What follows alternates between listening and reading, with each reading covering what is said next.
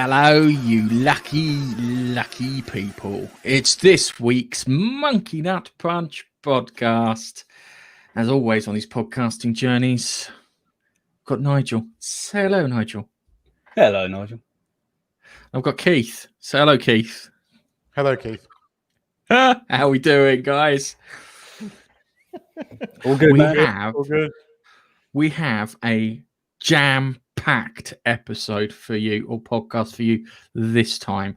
There were a ton of Disney announcements. There was the Game Awards where they pretty much put trailers out for everything, and we're going to try and cover all of it. Well, actually, it's a lie. We're going to try and cover as much of it as we can. And there's lots of really interesting things in the worlds of Star Wars, Marvel, and video games. So, without further ado, we're going to move on. So, no pleasantries this week, guys.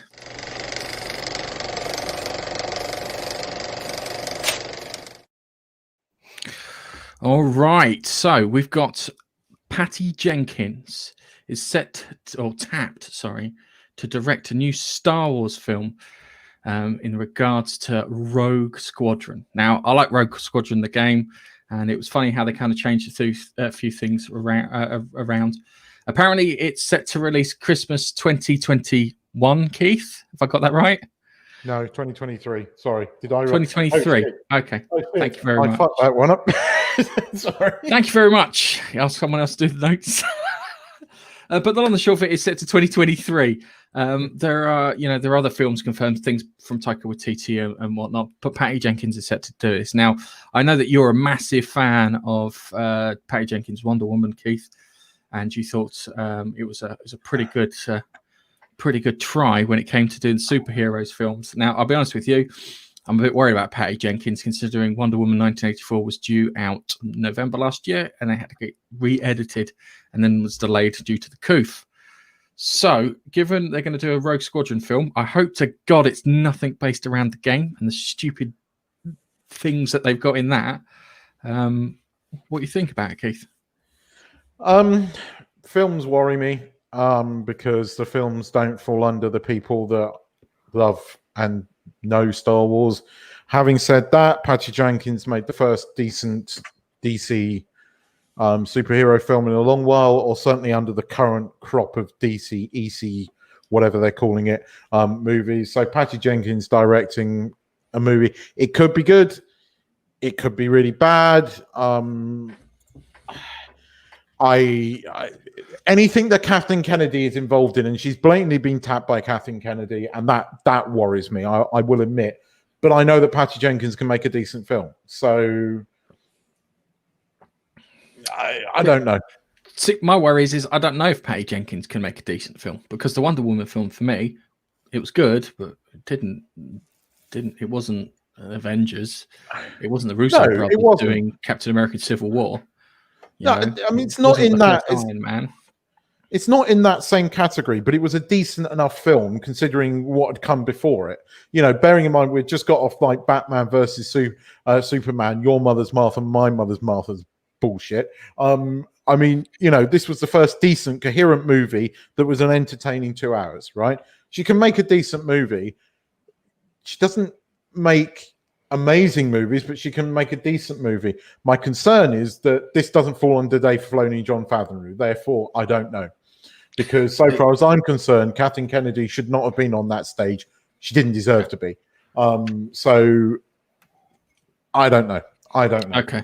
All right. Coming down to it, going back to the game, do you remember the politics that were put into that Rogue Squadron game that they released in October? Wasn't that the one where they had them and there and all of that horseshit? Yeah, that was that one. Everyone was like, kind of, how can I put it? Like, what the fuck is this? I just want to find X-Wing and be Mr. Generic, silent protagonist sort of person who then shoots down lots of TIE fighters, and vice versa if I was on the Imperial side. See, the thing with Patty Jenkins thing is that she directed Wonder Woman, but because the films were so poor beforehand, people kind of, how can I put it, have an overestimation of how good those films were. Okay, you could be right. I still quite like it. I've watched it recently because it was on, but I think that's partly the cast. I think what's the face as Wonder Woman is rather charming, and she works. Yes, and I like what's his face? The guy that plays Kirk. What's his name? Oh, Chris Pine. My brain. Chris Pine.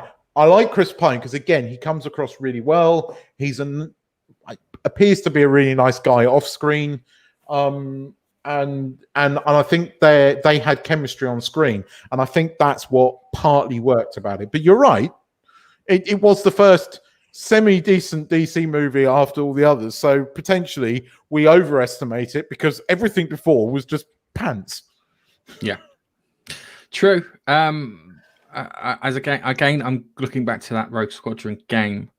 If they do it right, it should be two opposing pilots meeting, like Richtofen and Brown or whatever his name was, so two kind of aces fighting it out in the kind of Star Wars thing. If they did it right, I'll remind you of an episode of Space Above and Beyond, if you ever remember that, with Chiggy von Richtofen, where he had the advanced fighter, yes, where he could take him out and whatnot. So the colonel went, right, you know what, I'm going to take him out, even though he had a debilitating injury which wouldn't allow him, and he took him out one-on-one with a regular plane or a hammerhead or whatever they called it. Yeah, if it's like that battle, that duel of pilots, so you can have you probably have 3 set pieces before that final battle where they actually go head to head. Yeah, that will be good. That will be entertaining.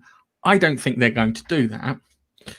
I don't think that's going to go anywhere near it. I think we are going to be stuck with someone doing some kind of Death Star run on a giant Star Destroyer or something novel like that. I genuinely don't know, because I think people behind the scenes have seen the reaction to Mandalorian, have seen the Star Wars fans coming back in their droves to the Mandalorian because what the Mandalorian is doing. You have to be seriously fucking incompetent to go and do what you did with the previous set of films. You have to be a level of incompetence that is even beyond Hollywood to go and do that. You've got to make a fan-pleasing film. If you do not do that, again, then seriously, I don't know. I can see it happening. I genuinely can. I can see that level of incompetence. But we have 2 factors that we didn't have before. We have Disney, who need to make some dough. This is why they announced quite as much as they did. They have been losing a lot of money this year, and they need to keep the fans back. And okay, the Mandalorian is doing that, but there's people are not going to immediately go and watch this film because people don't trust the movies. The fans don't trust the movies. Okay, I think you're right on that. Nige, would you like to stick your oar in? Yeah, if I'm allowed. If Keith could stop saying how bad it is. Oh, Keith's just... this is why he's got second seat at the moment. Yeah. So. Well, I agree with Keith. I quite liked Wonder Woman. I thought it was quite good. Yeah, much better than the previous films. Maybe that did cloud my judgment. But I also liked Aquaman a bit as well. That's a DC thing, isn't it? Not the same director, but hey, still decent film. Not as good as Wonder Woman. Be interesting to see how good this Wonder Woman 1984 will be before actually passing judgment, because is she directing the second film as well? Yes, and so there's rumors that it's garbage. That's going to be the judgment factor, isn't it? That one, the second film that comes out of because Wonder Woman was. I've seen it twice. I don't usually see these super films. I haven't seen any of the Marvel films twice, except for Guardians of the Galaxy. But Wonder Woman, I've seen a couple of times, maybe 3. And I don't mind it that much at all. The other DC films, nah. The Christian Bale one's okay, but nah. We'll see. They were more Chris Nolan than that. Okay. Do you want to go through any comments we got? It's just a very quick hello, and then we've got some bloke with us. Hello, Dave. So, hello, Dave. Hello, Dave. Never gets old. Never gets old. No, it won't. And, not for us. Maybe for listeners. This is his contribution to the discussion. Hot chicks with superpowers are sexy. I think, Keith, when you do your training podcast, Nate, you should let Chuck talk normally, because I think you've put restrictions in there. So, and I think it'd be super spicy, and I'm really interested to hear that. Anyway, let's move on to our next one, which is the Fantastic Four will join the cinematic universe in an upcoming film directed by John Watts. So, Marvel's first family will be joining the MCU, and they'll be directed by John Watts, who did Spider-Man, Homecoming, and Far From Home, and it might feature Spider-Man and Daredevil. I want Daredevil and Kingpin in the MCU because they were great. I love them. Even the guy who played Bullseye in the last season of Daredevil was good, and Wilson Fisk's fantastic. I'm sorry, I love Wilson Fisk. He's a perfect bad guy, and he deserves to be along there with them. But Fantastic Four would be great. I'm a little worried, considering today's sensibilities, that they'll make the Thing transgender, Sue Storm a lesbian, or something stupid. There'll be something. I get this horrible feeling that there'll be something weird and crap about it. I don't quite know what it'll be, but it's one of those things where I'm worried. I mean, John Watts mostly left that crap out of the two Spider-Man movies. I know you have issues with the Spider-Man movies, Spider-Man movies, get it right? Yeah, but they were well-made movies. I think it's more interesting that he switched to this. I think because we know that what's his face, Tom Hill, what's his name, who plays Spider-Man? Tom Holland. Tom Holland. We know that he was contracted for one other movie. We all expected it to be Sony's Morpheus movie, but there's rumors it's going to be this, and the fact that the director has switched over is interesting. I'm cautiously looking forward to it, but you could be correct. You could be right. Yeah. He also tweeted it out too. That always makes me suspicious of anything. We'll get to another suspicion later on down the line. But it's interesting. There's a lot of stuff that you can do with the Fantastic Four. That previous Fantastic Four movie didn't go as well as we'd hoped. No, it was dreadful. It was. But the thing is, I'm a big fan of the guy who played. What's his mush? Dr. Doom. Yeah, yes. He's yes. I can't remember his bloody name. He was in. No, I can't. But I know who you're talking about. It was in a thing called Dead Man's Shoes. Dead Man's Shoes was great. And then he did one of the apes in War of the Planet of the Apes, and he did one of the apes in Rise of the Planet of the Apes, and he also was in the Kong Skull Island film. Really good actor. I don't know who they cast for it, because I imagine if I was casting a Doctor Doom, I would probably pick an older man. There's been some rumors about the guy from what was the Tom Clancy thing? Jack Ryan. The Jack Ryan trilogy. The guy who plays him, that everyone's been pushing to get him as Mr. Fantastic. Yes, and there is rumors that he's going to pick it up, and it's Emily Blunt as Sue thing. Now, you see, Emily Blunt could work because they're a couple in real life. That's the rumor. Yeah. That's the rumor that they want her to play. Was it Susan Storm? Isn't it? He's a good actor. He is. Yes, I've been watching Jack Ryan, and it's really good. The first season's really good. The second season kind of ran off the rails a bit, but I think they'll wind it in the third season. But he is good. He was the one that he wrote. Didn't he write? What was the horror movie that he did again with his missus, Emily Blunt? The one where you have to be quiet. Yeah. Yes, that's the one. He wrote that. He stars in it as well. I think he directed it as well. Don't hold me to that, but I know he was Silence. What's his name? John. You bring him up while we chat. Krasinski or something like that. John Krasinski. But he was the what's his face character in US Office. He played Tim, the guy that plays bloody. My brain's crap with names at the moment. Watson in Sherlock. Who played Watson in Sherlock? Watson in Sherlock. Martin Freeman. He played Martin Freeman's character in the US version of The Office. That's where he came from. And I think he's good, and I think he would work as Mr. Stretch. I do think he would work. You mentioned the previous movie. I'm a big fan of the guy that played Mr. Stretch in that, because I know he's annoying at times, but he was in that bloody drumming movie. It was an amazing film. No, the crappy remake one. The one after that, the really bad one.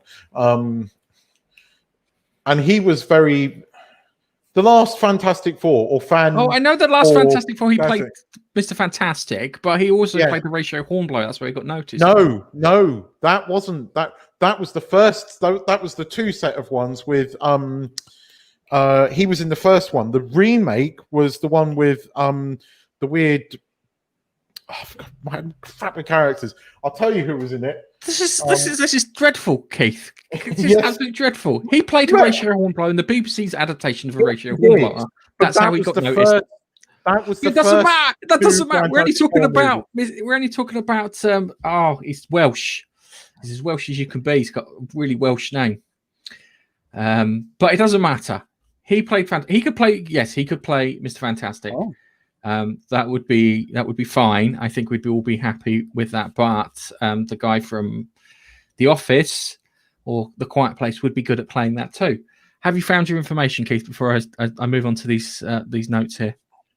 I'm just finding the movie now. I'm trying to remember his name Fantastic Four was the 2015 movie. Had Miles Teller. Miles Teller. No, I don't like Miles Teller. But he was brilliant in that. No, he wasn't. He was shit. He was shit. No, he was not in the film. The film was shit. Let me finish. Shut up. He wasn't good in Fantastic Four. He was good in this other film where he was playing that drum. Oh, you're talking about the one playing the drums? Yeah, because that was an amazing film. That's so good. Because everybody knows that Mr. Fantastic is the best drummer in the world. Because that's a skill you need when playing a superhero to be. Whiplash is a fantastic movie, though. It's unfortunately, we don't have time because we've got to move on to some other things. Okay, we've got some other movie news here, so we've got some other bullet points we need to cover. Christian Bale's going to be the bad guy in Thor: Love and Thunder, and you didn't put his name down. Bad, Keith. I don't know who he's playing. I just know he's in it. Okay. Guardians 3 should be out in 2022. Whether it makes into cinemas is something else. Holiday Special 2022 will be shot alongside Guardians of the Galaxy 3. So they're making a Guardians of the Galaxy holiday special in the vein of Star Wars. I don't know how. I know. I'm hoping that they use crap 1970s TV cameras to give it that genuine kind of feel to things. Knowing James Gunn, he's gonna rip the piss a bit. He's blatantly gonna do it. Okay, so we've got the second Doctor Strange movie, The Multiverse of Madness, and it'll be tied to Spider-Man 3, as in the Spider-Verse stuff, and Wanda Vision, because she's got some weird reality warping powers, and she's supposed to be in it. There is a worry that Doctor Strange will play second fiddle to Wanda, Scarlet Witch. Ant-Man 3 has been confirmed. It's called Ant-Man, the Wasp, and Quantum Mania. And we'll be featuring Jonathan Majors as Kang the Conqueror, Marvel's biggest villain. Wow, that's a very long title. Yes.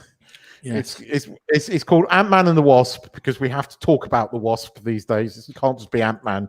And even though she's gone batshit crazy, so I'm surprised she's going to be in the third film. But yeah, Kang the Conqueror. He was in the comics. He's all over the place. He's kind of like I thought Kang the Conqueror was a bit crap. I would prefer Nihilus as a bad guy. Yeah, that's true. Especially if you do multiverses, you'll have the negative and the Fantastic Four. You'll have the negative zone, and you can have a Nihilus there. So there's an opportunity for that to come through. Okay, as I said, we've got to move on because we've got lots of stuff to cover. So Harrison Ford is set to return as Indiana Jones' fifth and final episode. Okay. 10 minutes so, long. 10 minutes long. I'm hanging up my boots. Oh, it's he's just a miserable thing. So, Kathleen Kennedy confirmed this. Apparently, it's still in development. I think Harrison Ford might be dead before this film actually hits cinema. And I don't think anything nasty. I think he's going to crash his plane into something. Another golf course. The film be directed by James Mangold rather than Steven Spielberg. Harrison Ford's 78 years old. This will be his last film. I understand why it would be the last film. I imagine that he thought the last Crystal Skulls would have been his last film, and he would have handed it off to the mental what's his mush? I can't remember it. Do it. Who's that guy? Who's the Do It guy? I can't remember his name now. Hang on. I've forgotten his name as well. Shia LaBeouf. That's it. Shia LaBeouf. That was it. Do it. This is the reason. All right. Hang on a second. I might have to zoom in a bit on this. That's the golf course one, isn't it? Yeah, that's a golf course one. He seems to like crashing into golf courses. Well, he landed on the golf course. Yeah, he landed on it. And he landed on a taxiway one instead of the runway. That was the most recent one. Where he, me and Gareth were talking about this yesterday. I think somebody should just buy him Microsoft Flight Simulator 2020 and just there you go, Harrison, fly on that. It's much safer. Yeah. This is the thing is, I love Indiana Jones, but Harrison Ford is not capable of playing Indiana Jones now. I'm sorry. He needs to be able to run and fight. Unless it's Indiana Jones and the retirement House of Doom, yeah, I don't think it's going to work. I think you need to replace him with someone like Chris Pratt. Someone with like Chris Pratt in regards to just kind of being able to handle the action and have that kind of charismatic kind of thing. Which one was it where Indy and his dad, who was Last Crusade. Last Crusade, right? It's almost like he was following the notes from his dad to, take on and find his stuff. Now, if this next one is now Harrison Ford, the father figure type person, handing over to the next gen, being, Chris Pratt. They kind of already did that in Crystal Skull, didn't they? Because Shia LaBeouf was confirmed as his son. Shia LaBeouf's a fucking mental case. So are we going to completely disregard? keep waving the hand, Nigel. But are we going to completely disregard Crystal Skull? Well, yeah, it was a bad movie. It generally was not good. But I don't know. Indiana Jones 4 was kind of the Last Jedi for me. It kind of destroyed. I can't see how you can come back. It wasn't as bad as The Last Jedi. No, it wasn't as bad as that. I'll give you that. It was trying to go somewhere, but it was a destination that none of us really wanted to go to. True. We wanted supernatural, not science fiction, when it comes to Indiana Jones. I think that's a safe thing to say, because every time you watch an Indiana Jones film, they tend to have more supernatural elements inside the Indiana Jones films than like kind of science fiction elements. They do tend to, if the good ones tend to have slight explanations for most of the stuff, apart from the one kind of key thing which you kind of let them get away with. I think it's like the heart pulling from Temple of Doom, what was in the box from Raiders of the Lost Ark, but that was quite it felt quite magical when he found the staff and he popped it in and it was like that building there and they're digging in the wrong place. They're gonna leave me here with a ton of snakes. Right. If you were to replace Indiana Jones, I wouldn't pick Daniel Craig because he's a miserable git. Well, he's not happy being James bloody Bond. He will. Yeah, I mean, this will require him to do even more stuff, and he will moan like a bitch. No. You see, no. He moans. After every James Bond film, this guy bitches to everyone. I mean, he's sitting there with his free £5,000 freaking pound watch and his free Aston Martin and his massive 50 million paycheck, and he still moans. Well done, Chuck. You set Keith off. I don't like Daniel Craig. Sorry, Chuck. He's a right. You can't complain about that shit. I'm sorry, but you just can't. God damn it. All right, okay. Before we move on to our TV bits, Nigel, if you want to do the comments, I think you probably could start from The Hobbit. Yep. Okay, right. Hello, Balin. Welcome back. Good to see you. Hello, buddy. Hello, Vapstar. Again. Watch the Nobody trailer. Have you seen that, guys? Nobody. The trailer for Nobody. No, I haven't seen. Let's cover it next week. I've seen this trailer. It's very John Wick. That's all I will say. And cool. Very John Wick. Oh, who's playing? Who's the character in that? Because they. I recognise him, but yes. I know something about this. I haven't seen it, but I know something about this. Let's watch the trailer and let's. It's Bob Hawking. It's Better Call Saul doing as like a John Wick style character. Bob Odenkirk. Yeah, Odenkirk, I think he's name. Yes, but he's playing like a John Wick style character. I know about this. I just haven't seen the trailer yet. Yeah. No. I know what you're talking about. We've got to cover that next week. Yeah, absolutely. Okay. And the rest, it's just Chuck setting Keith off. That's all it is. Comments. Setting Keith off. Yes, correct. Okay, all right. We'll cover that. Okay, it was great because we've got something for next week. Hang on. Just to cover that last comment. I've seen all 3 John Wick films and fucking love them. They're good. Okay. I've got one more John Wick to watch, but I'm looking 3 forward. Is good.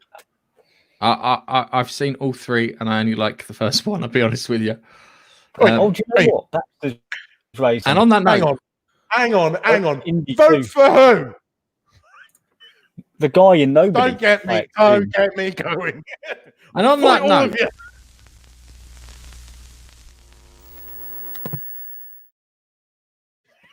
this is where we get some copyright strikes. All right, guys, so we ready for this? So the first thing is that Disney announced a shed load of TV shows. They're so focused on Disney Plus and becoming bigger than Netflix that they are, how can I put it? They're creating, I think, what we referred to last week as these kind of premium TV shows that would be films and cost hundreds of millions of dollars to make, but they're over the course of about 6 to 12 episodes, depending on how much money they're willing to fork out. And this one here is the Wanda Vision trailer. So it's got some interesting bits in it. So first things first is she seems to be. Oh, hang on a second, I'm going to put the sound on. Well, I assure you, I'm married to a man, a human one. Wanda. So right, just the first thing, we've watched this trailer before. Vision's back, but for people who don't know, Scarlet Witch is what we lovingly refer to as a bender, a reality bender. She can warp reality to match. In the comics, I think at one point she erased all the mutants or something along those lines because she's that powerful. She's like one of the most powerful people in the MCU. So this may be a reality that she's created, but someone might be pulling the strings in the background. What's it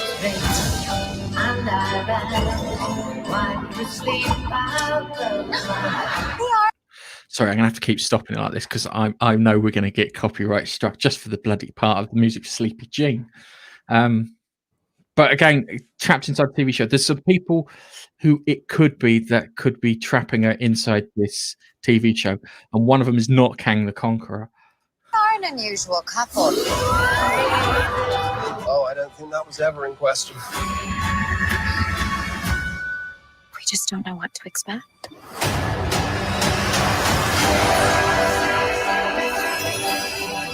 So, again, sorry. January 15th, so it's only around the corner. Yeah, it's a month and a bit away, which would be quite good. She looks, I think it's a case of, it's, how can I put it? She's constructed this reality and she's aware that it's a constructed reality. That's why you saw the changeover in color and stuff, where she tried to make it look a bit more pretty and stuff. We're going to get copyright strike full stop. I might as well just let it carry on. Howdy, neighbors. Hey, bud. Wanda, what's up? Who are you? Whatever she's done, she's pulling in normies into her little warped reality. So poor people are being pulled into this. They may have been like kind of, how can I put it, like in some other kind of reality or whatever, and then pulled into it. I don't know.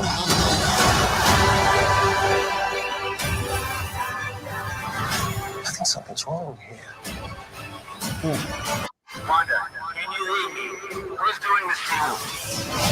Are you here to help us? Are you here to help us? Right for it.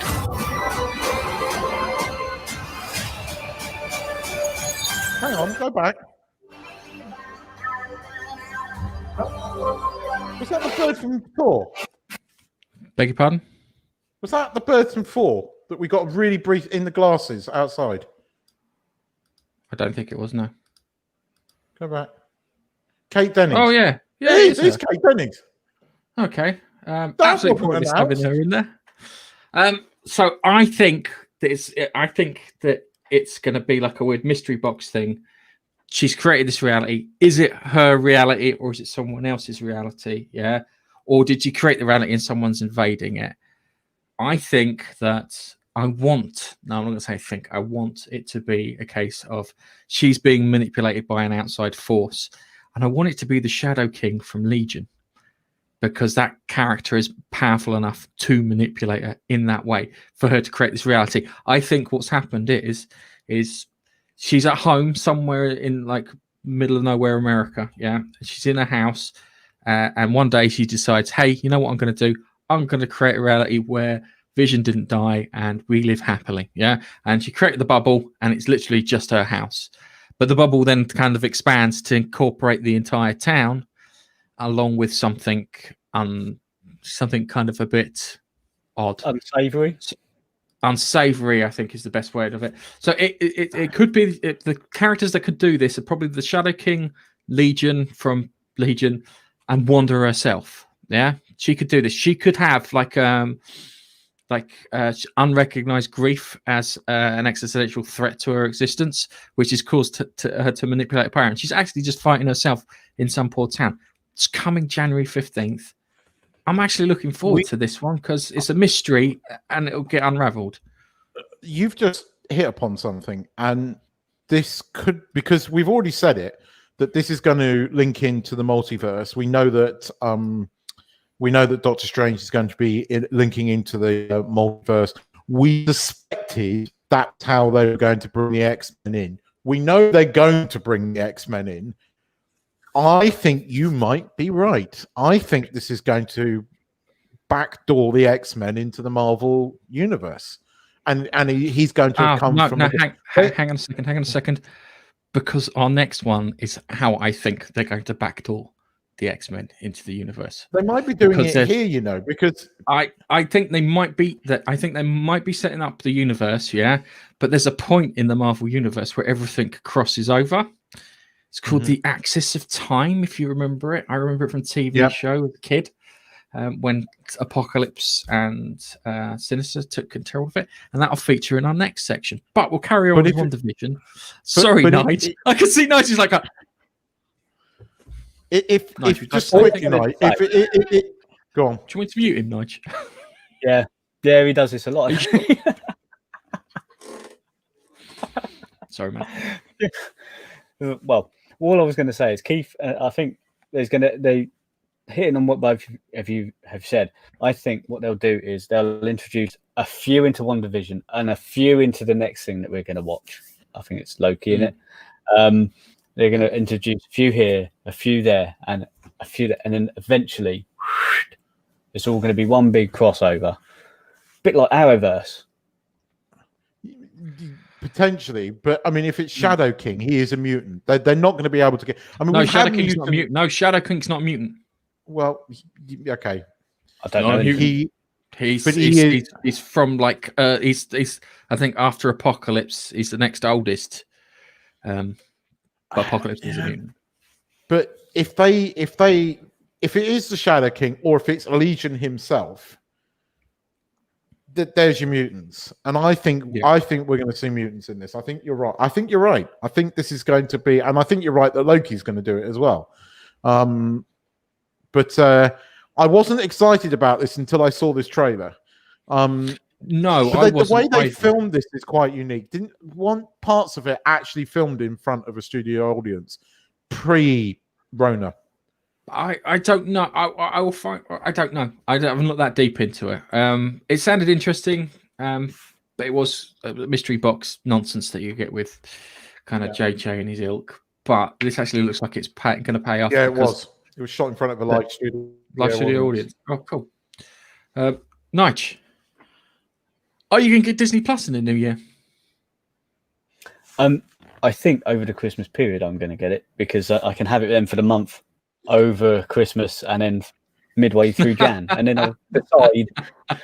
I might wait until maybe the 18th so that it goes past Wanda Vision first episode and watch the first episode and then decide whether or not I want to keep it.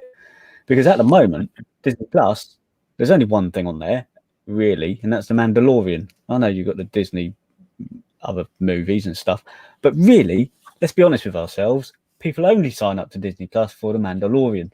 So, okay. That's why. Yeah. Let us finish our TV section, and I'll ask you again at the end before we move into the game section whether you'll go Disney Plus. So here's the next one. Here's the next set of copyright strikes that we're going to get. Let's play this one, and this is Loki.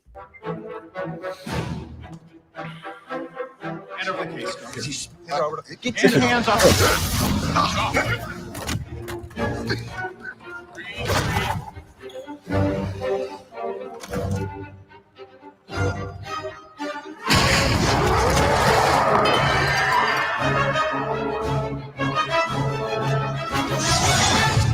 So that was all part of the film, wasn't it? That was all part of the film, yeah. I like the way they've integrated the film to his series. Yeah.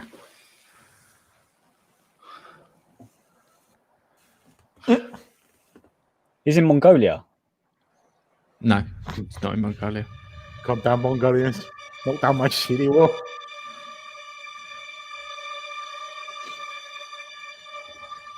You're taking me somewhere to kill me. No, I'm taking you someplace to talk. Well, I don't like to talk. But you do like to lie, which you just did. Because we both know you love to talk. Talky. How long have you been here? I don't know. It's hard to say. You know, time passes differently here in the TVA. What does that mean? You'll catch up. Barco and you.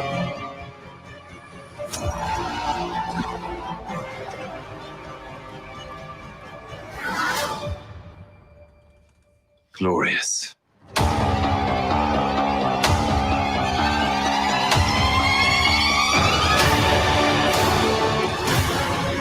I'm going to point something out in a moment.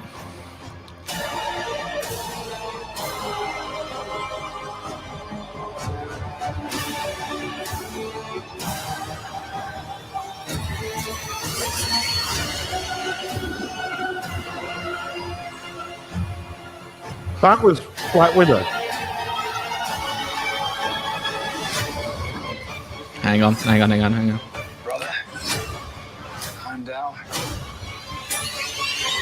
You'd better be ready.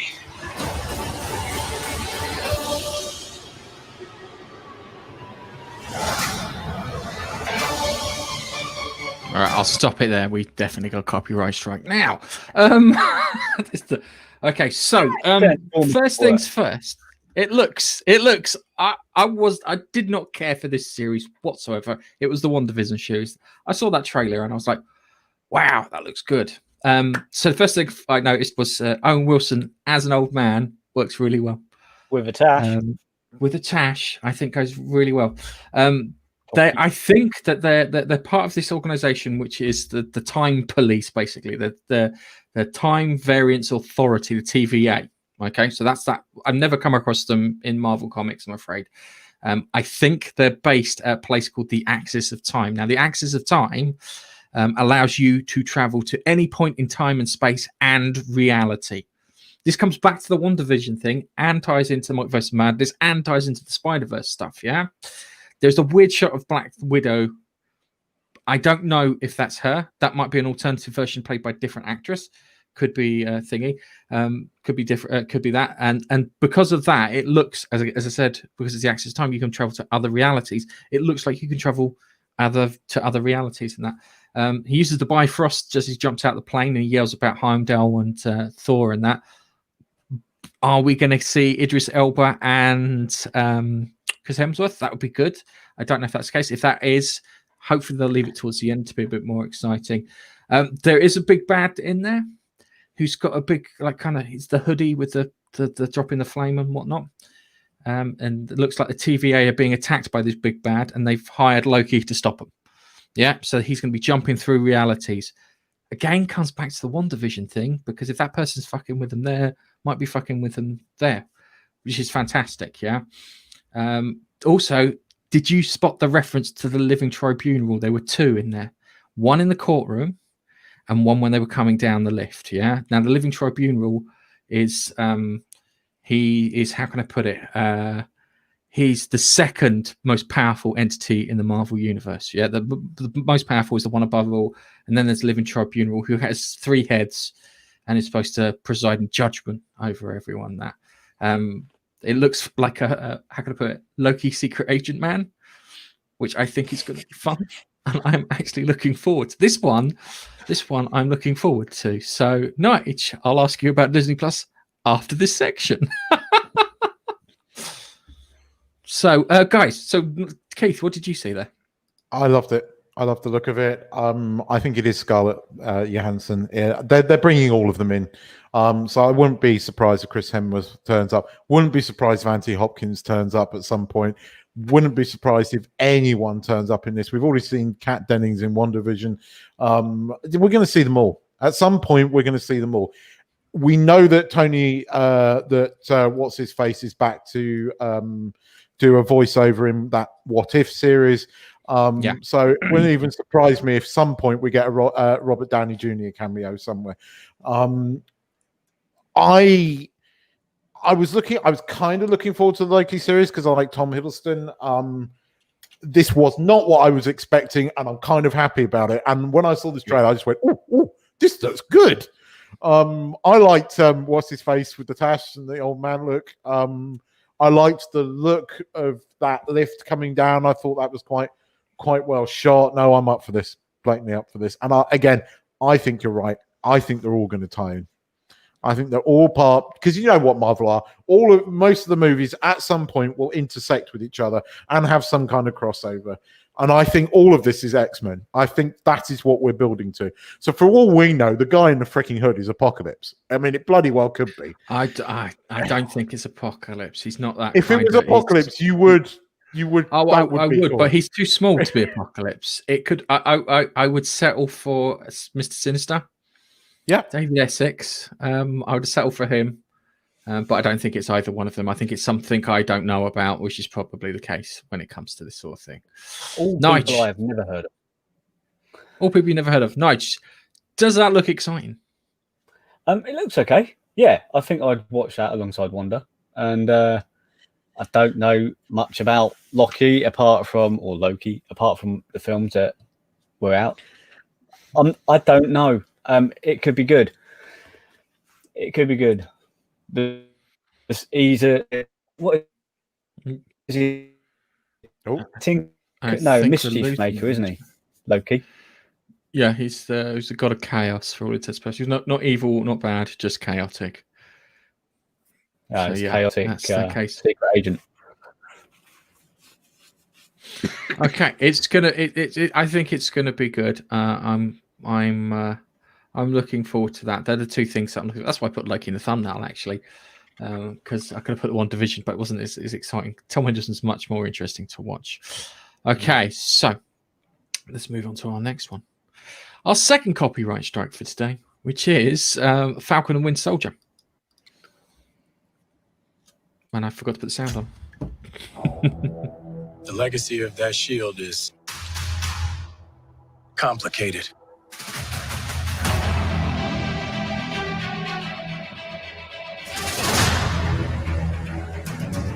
He had a bit of cameo in Falcon. So side down.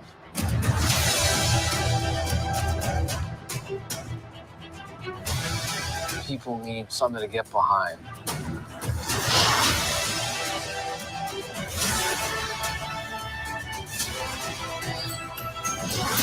They need a symbol.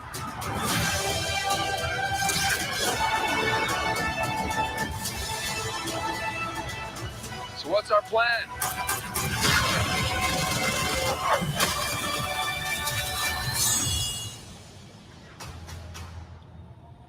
So no plan. Great.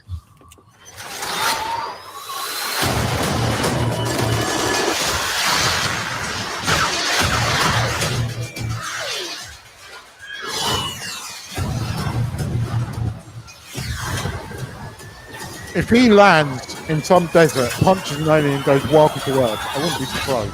Hang on. So, What's going on in that cyborg brain of yours? You don't want to know. Oh, yeah, I can see it working. Gears turning. Oh, they're malfunctioning. They're on fire. God, I hate you. right.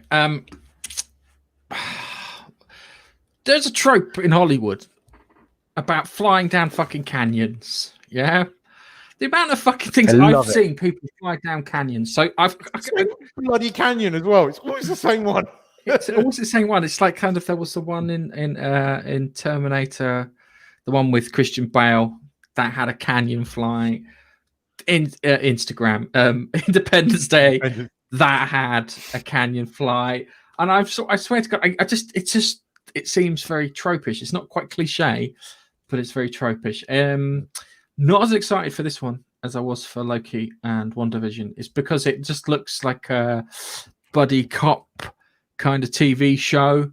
There's some bits in it that I noticed. They've got a terrorist organization with a red hand on their face. And I don't know if that is the hand that featured in Daredevil. I doubt it because they've been more ninja-like. So we've got that. We've got him living the Captain America's shield. It looks like Baron Zemo's being coerced by someone. So he's come back. I think he's had his noggin cleaned out by the Wakandans and he's been released back in society. But he's and same with the Winter Soldier. He's had his brain cleared out. That's why he referred to it as a cyborg brain, because he's had parts of it cleared out and bits put back in place. Maybe they got a chip. Maybe he's got a chip or an implant in his head that's causing it. It's not as exciting as the others. It looks good. It looks like something great. It looks like not Tropic Thunder, Thunder in Paradise with Hulk Hogan in the 90s. Remember that? The show where he had the boat and everything had to be solved on the water. Yeah, you'd be sodded. You'd be buggered if it was at the top of a tower. Because Tropic Thunder couldn't help you then. That's what it looks like. I've got a soft spot for Saturday afternoon TV, like Knight Rider and whatnot, and I feel that that's going to be Saturday afternoon TV. I think I might watch it on a Saturday afternoon. On Saturday afternoon between 18 and what was on with the bike? The bike that went really fast. Had lasers on it. Oh my God. I don't remember the bike one. Me, it was always Airwolf. Airwolf, that was the other one, yeah. Watch it between those two. Watch it between reruns of A-Team and Airwolf. We can watch Walton Soldier. The Walton Soldier. The Winter Soldier. So it looks good. I think I'll watch it. I don't think I wouldn't get Disney Plus for it. I wouldn't go out of my way to watch it if we didn't already have this stuff in there. Oops. There's stuff already in there. So it's okay. Nige, what do you think? Doesn't interest me. Doesn't interest you whatsoever. I don't mind the Falcon. He's a great character. But that trailer doesn't give me anything. Doesn't give me any sort of idea of what's going on. Just him flying through a canyon being shot at. But why? I'm sure we'll find out. But I'm not interested. No, I wouldn't get Disney Plus for that, but the other two, as it stands, we haven't finished yet. We haven't finished yet, and then I'll ask you a question whether we get Disney Plus. So we got the next one. This is the one that I think worries me the most out of all of them, and I'll tell you why after. Oh no, I already know exactly where you're going with this. Japan. It's a prison of endless possibility. Not interested. Well, that doesn't sound ominous at all.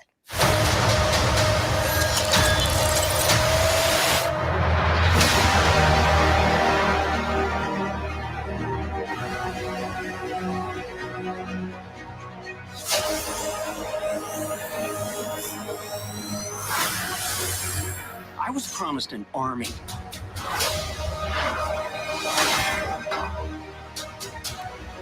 You have a super soldier.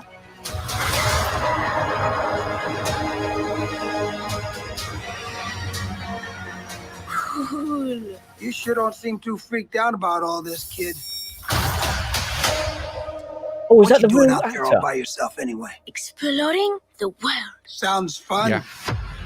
But why stop at one world when we can show you all of them?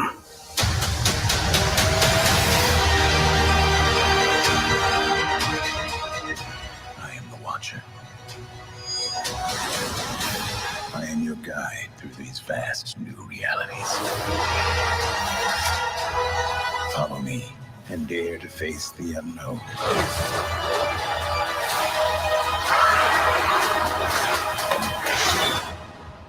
And ponder the question.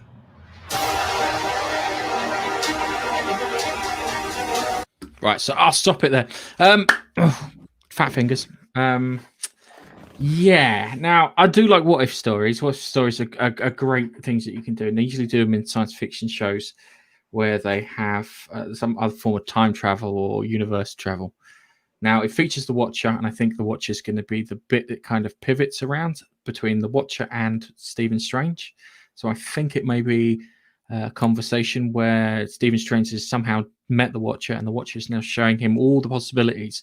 Again, it features back into that kind of multiverse thing that they've been talking about. So the Watcher will be showing all these kind of possibilities and stuff in regards to it. Now, you can do some good things, like kind of what happens if Spider-Man wasn't there when the Avengers got together. What happens if they had a new character? What happens if they had this, that, and the other? I think Keith is derp-faced on us while we're at it. Oh, no, he's not. He's just really still. So you got all these other things. The downside is that I looked at that and I went, great.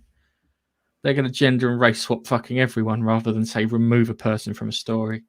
And that's the bit where I kind of go, they did, before you carry on. Before you go on, Keith, they did have what I think will be Marvel Zombies, which will be interesting because having the zombies out there is a new kind of threat. Because if the zombies come into the kind of, the Marvel Universe, the threat to them from their super-powered sentient zombies is going to be a bit dangerous, shall we say. We knew about Hayley Atwell playing Captain Britain.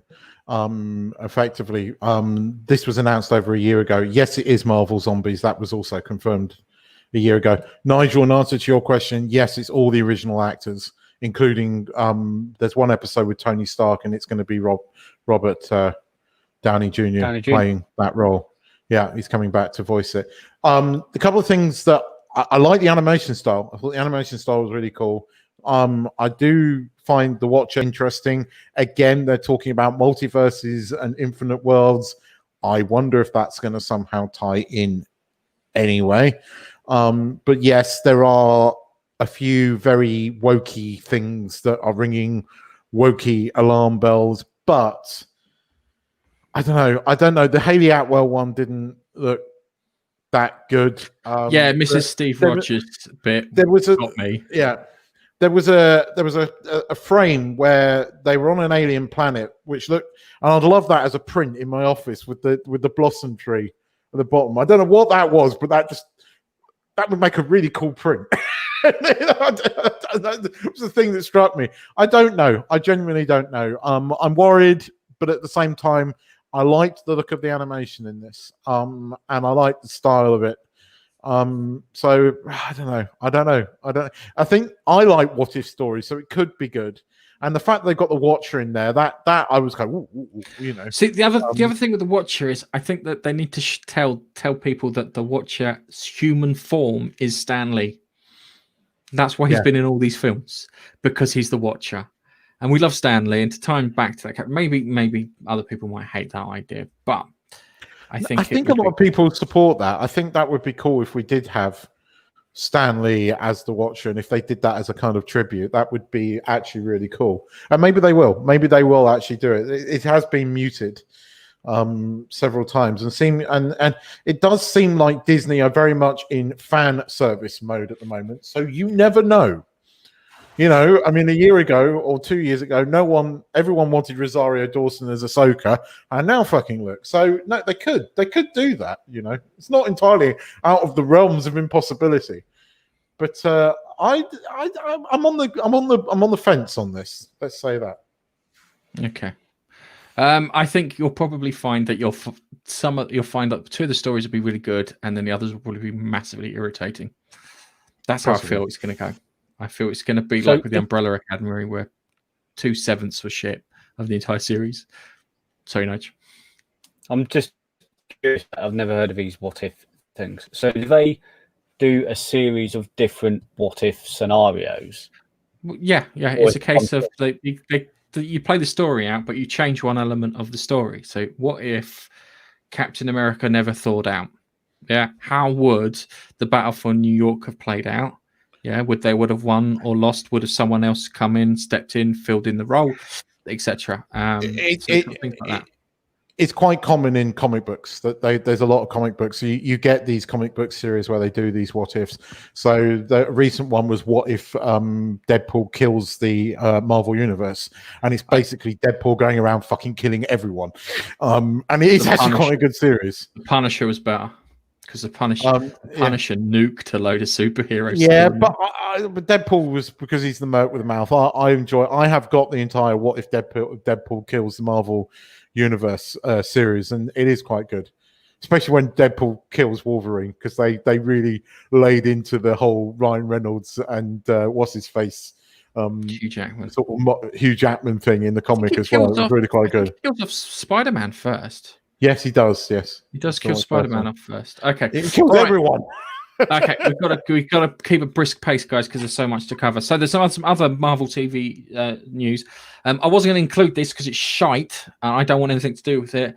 There's an Ironheart TV series featuring Don Cheadle, and I can't remember the character who replaced Iron Man in the comic book series because she was terrible. I didn't want to cover it. Just imagine that Michael Burnham becomes Iron Man. That's how I'm going to describe it. Okay, I'm not interested in that whatsoever. We've got She-Hulk starring, oh my god, from Orphan Black. I'm not going to say her name. We'll also feature Mark Ruffalo as Hulk. Now, I just want to point out that She-Hulk only exists because someone said, "Who could the Hulk fuck without breaking into?" That's why She-Hulk exists. I didn't have any interest in this until they cast what's her face, Tatsitina,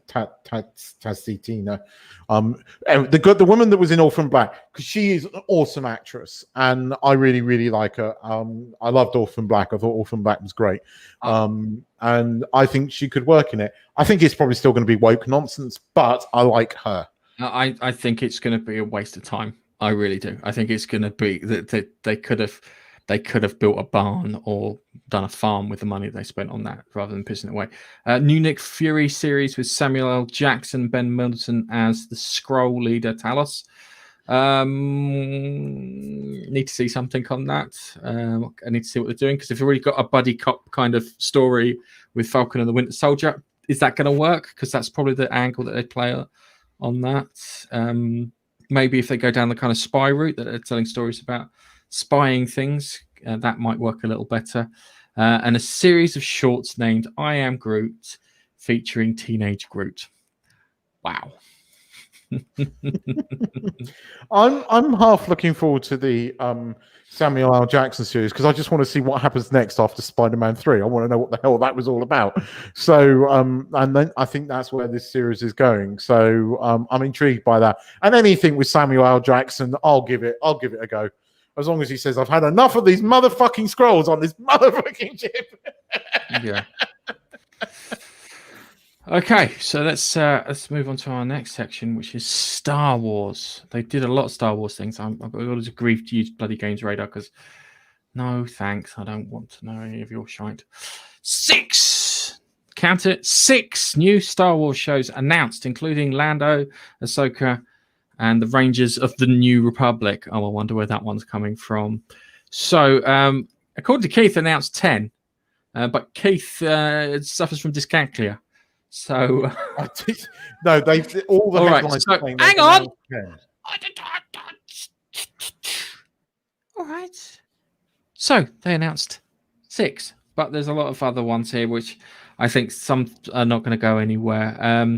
We have Rangers, Ahsoka, and Mando, which are the Filoni Favreau ones, which we're hoping to be good, and they're supposed to have like their Avengers style kind of team up towards the end. An Obi-Wan Kenobi standalone series featuring Ewan McGregor and Hayden Christensen as Darth Vader. Sorry. Bad Batch animated series, Clone Wars. Yep, I think that'll be all right. Star Wars Visions, a series of animated shorts celebrating the things. That's what you watch in the queue when you're queuing up for the Star Tours on it. Lando spin-off with everybody's favorite robosexual hero from Star Wars with the Donald Glover character. They've ruined that character, so don't do it as a game. You could build a barn or a farm and do better for the world. The Acolyte, new series spinning off with the final days of the High Republic era. That's the Leslie Headland one, I imagine. A droid story, which they've already done, featuring R2-D2 and C-3PO, introducing brand new droids. As said, that's what they've always done. And a Willow reboot of Ron Howard's 1988 film. Now, there's some other bits in there too, but we'll cover them as we go through. Ahsoka, Rangers, okay, that might be okay. Obi-Wan Kenobi, I don't think that's going to work in my eyes. I think they've bollocksed that up before they even got out of the gate. See Birds of Prey this year as an example. The Bad Batch, I saw that looked good. I think that's in the notes further on down the line for the. Yeah, that does look good. No, it's not. But that's Filoni. Yeah, that's Filoni overseeing that. It's the same creative team. Out of all of them, I'm probably up for the Bad Batch more than anything else. Why not Ahsoka and because Rangers and Ahsoka they're all tying into the Mando. Yeah, I know, but it's just not. It doesn't feel right. It feels like they've gone from saying that Star Wars, everyone's suffering from Star Wars fatigue and all these kind of films and stuff out, and then all of a sudden they've just gone and fired a fucking makeup gun worth of Star Wars properties at the screen for people to go through. And I'm worried that the Ahsoka and the Rangers one's going to feel rushed and it's going to feel light on content. And Keith, you liked Force Awakens. Yeah. I think you're wrong because I've seen what they've done in Mando season 2. Yep. I trust Filoni and I trust Favreau. And I also have seen what they've done in season 2 of The Mandalorian, and that's what makes me go, And we'll get to that when we get to talk about The Mandalorian, but we've got a lot of stuff to cover. One of the things I didn't note in this was the Casio keyboard series, a series of keyboards that apparently can emote. So let's just pop this one on. So they did what they refer to as a sizzle reel for this one, where they just showed off a load of stuff in regards to this. Now, Casio Andor, or Casio Keyboard as I like to call him, does not have a personality. He is a charismaless void. More so than the Mandalorian. The Mandalorian has to wear a fucking mask to hide his face and still has more charisma. I'm sorry, Diego Luna. I have no idea why they gave you your own show. I don't think it's going to be very good. I think it's going to feel empty and fucking hollow. This is the thing, all right? I want to try something with you, Keith. What was the best thing about Rogue One? Not Rogue One. Yeah, it was Rogue One. Not, yeah, Rogue One. Rogue One. Yeah. Darth Vader probably. Okay. All right. So if that was never supposed to be in there. Okay. Ben Mendelsohn's bad guy was good. Okay. Can you remember anything outside that? Well, yeah, I know Cassian Andor. Look, I agree with you. I don't think Cassian and Andor series is we need. I found the concept of spy series or espionage series set around about the time of the Rebel Alliance, which is a slightly darker look at it, a bit like Rogue One. I find that interesting. I don't know why they're following the Cassian Andor series character, because we know what happened to him. So knowing that, I think already is a detraction from what this series is going to be about. Personally, I'm not interested in Obi-Wan. I'm not interested in the Andor series. The only ones I'm interested in the ones that you're poo-pooing, and the Bad Batch, because I like Clone Wars Season 7. I am interested in Ahsoka because I love Ahsoka Tano. I think she's a fucking awesome character. And I really liked Rosario Dawson's performance as her. I have no idea what Rangers of the New Republic is, but because it's Filoni and Favreau, I'm kind of thinking it might be cool. I think they've had this planned for a while. I know what they did with Rebels. I know what they did with Clone Wars, and they've never upset me. So I think they're going to be good. I was interested in this Andor series, but I don't care about the characters, so I don't know if it's going to be any good. The Obi-Wan TV series, meh. And why the fuck are you bringing back Hayden Christensen? I mean, it's not like he can voice Vader. You're not going to change Vader's voice, right? You can't do that. That's just something you cannot do. So what are we going to see? Him out the mask. He's all fucked up. He's all burnt. It's the whole point of Darth Vader. It's the whole point of Vader in the mask, because from the with Obi-Wan, so I don't get it. Unless it's going to be a flashback. Okay, I think the internet gods are stepping on our behalf there, Nige. Keith his internet's to kind of dropping out a little, but it's the Cassian Andor series. I have no idea why they're bloody doing it. It's mad. It's not an interesting character. Sorry, I'm not interested. I like the leading lady in Rogue One. Would quite prefer to see something around her outside of the film of Rogue One and how she got to where she got to before Rogue One. That would be interesting to me, but not him. So, nah, I'm not. I can't remember what that bloke did. Well, not him. Yeah, actor. I can't remember what that character did in the entire film. No one can. Do you know why? Because he's so fucking forgettable. They were all forgettable. The only bit that people remember is the Darth Vader bit at the end, which I would just like to point out was pigeonholed in right towards the end. The bit I wouldn't mind seeing more about, the blind fella, Donnie Yen's character. Oh, those two. That would make a good series. I think that. They were the most interesting. Now I remember them. They were probably more interesting because the guy thought he was force sensitive, and he might have been. He might not have been. We don't know. It was interesting. He could just be mental. That was more interesting. It could be just insanely lucky. It could be lucky. It could be insanely lucky. He thought he was force sensitive. He's not. He's just got luck on his side, and that's why Bullet's missing. But yeah. Anyway. Okay. All right. So lots of Star Wars series coming out. One definitely not interested in. I'm tentative on the others. So now I'm going to put. This is the one thing I am bloody interested in. Yeah. Now they've been talking about this off and on for years. Every time I think Prometheus came out, they talked about it. Alien Covenant came out, they talked about it. They were talking about an Aliens TV series in the work at FX. And I'm like, yes, I'll have me some of that. Now, the problem I have with this was just a few quotes. One of them was, it's done by Noah Hawley, who did Legion, and he was supposed to be doing the new Star Trek film. Keith, it ain't happening.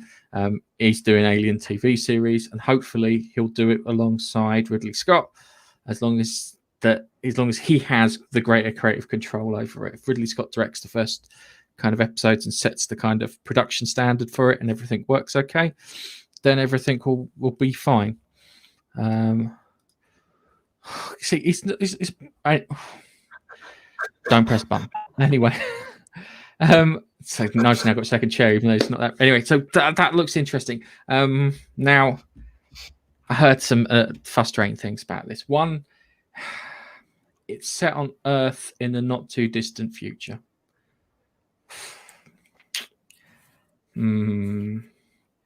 Yeah, that's the bit that kind of gets me. If it was a terraformed planet, I know why they're doing it. It's for budget concerns, yeah? Because you don't have to build fucking space age sets if you set it on Earth like tomorrow. So yeah, that kind of upsets me. If they could have set it on, maybe they set it on a planet that's been pre-terraformed and then the outbreak happened there, that would be more interesting. But when they said it would be set on Earth, I'm like, oh shit, because that makes me go back to Aliens versus Predator Requiem, and that was shite. And that's one thing I kind of want to get away with it. He describes it as saying humanity at their worst. Now, I don't want to see humanity. When I say he says humanity at the worst, maybe humanity at its lowest ebb, but not at its worst, because that's The Walking Dead, and I fucking can't stand The Walking Dead. All right, I don't want that. I want kind of cool, kind of brutal kind of stuff there, and maybe humanity just struggling, but not at its lowest like a Walking Dead thing. But it's going to be interesting. They tweeted it out because that's how you announce everything these days. You tweet things out. I wish they'd fucking stop and just actually, have press conferences like they used to. But due to the oof, I don't think that's going to happen. I'm excited for it. Nige, I imagine you're massively excited for something like this.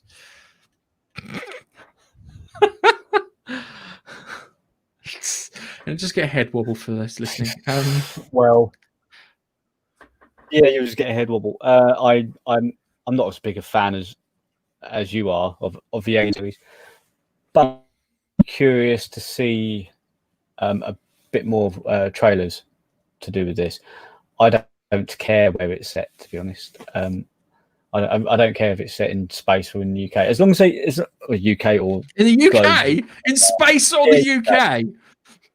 Yeah. I love that idea. Yeah. Space or the UK can't be set anywhere else. If it's not in England or Scotland at a push, specifically the Isle of Man.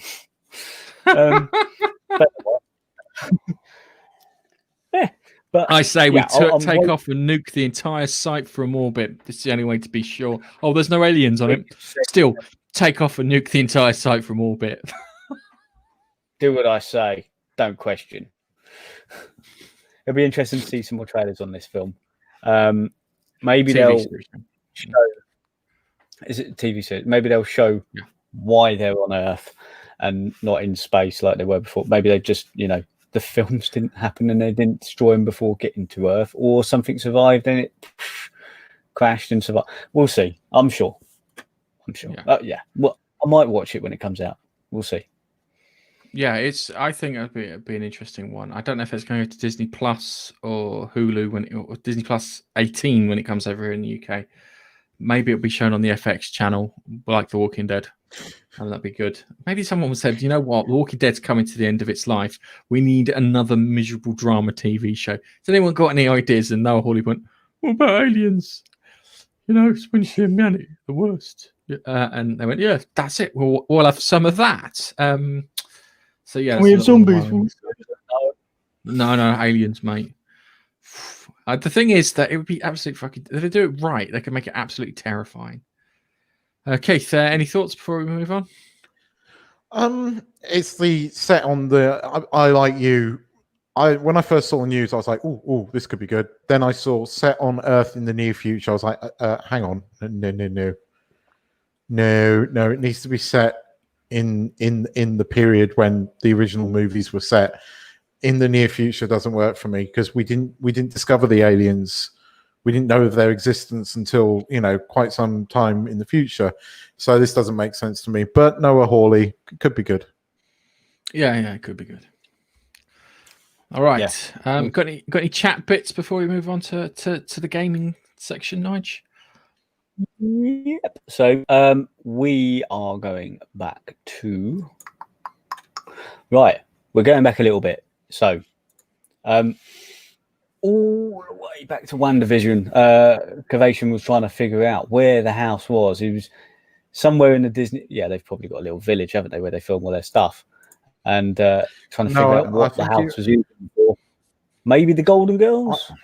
Wouldn't know, mate. To me, it looked a bit like the what's his face house, but it wasn't. Yeah, the family. I know it does. Yeah, but although to me, looks like I Dream of Jeannie. That's what it looks like. I Dream of Jeannie because it fits. It might not be. Yeah, it may be. I know there might be some kind of Americana that I'm not aware of, but I look like I Dream of Jeannie. So he feels that we should get subscriber royalties for Disney. Yeah, that'll make free for me. Yay. No, yeah. Why would you get free for you? Me for free. He's cunningly called it Wonka Vision. Wonka Vision.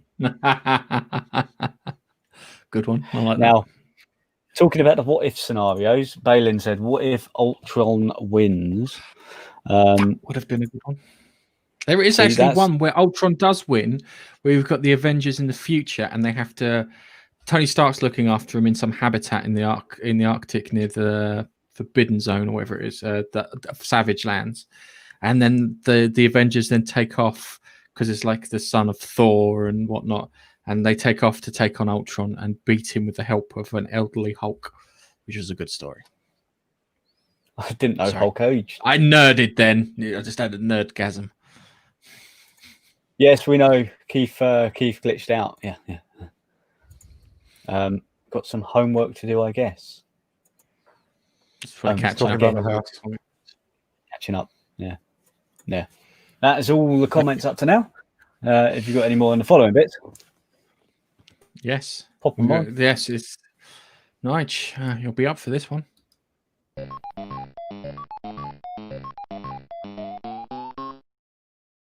Unfortunately, the first story doesn't help you, Nige, because the first story is something that's put a big old fucking grin on my face. I knew this was coming when they unveiled Flight Simulator for the PC. I knew it was coming to the Xbox, and God, it looks good. This is all on Xbox X Series, Nigel.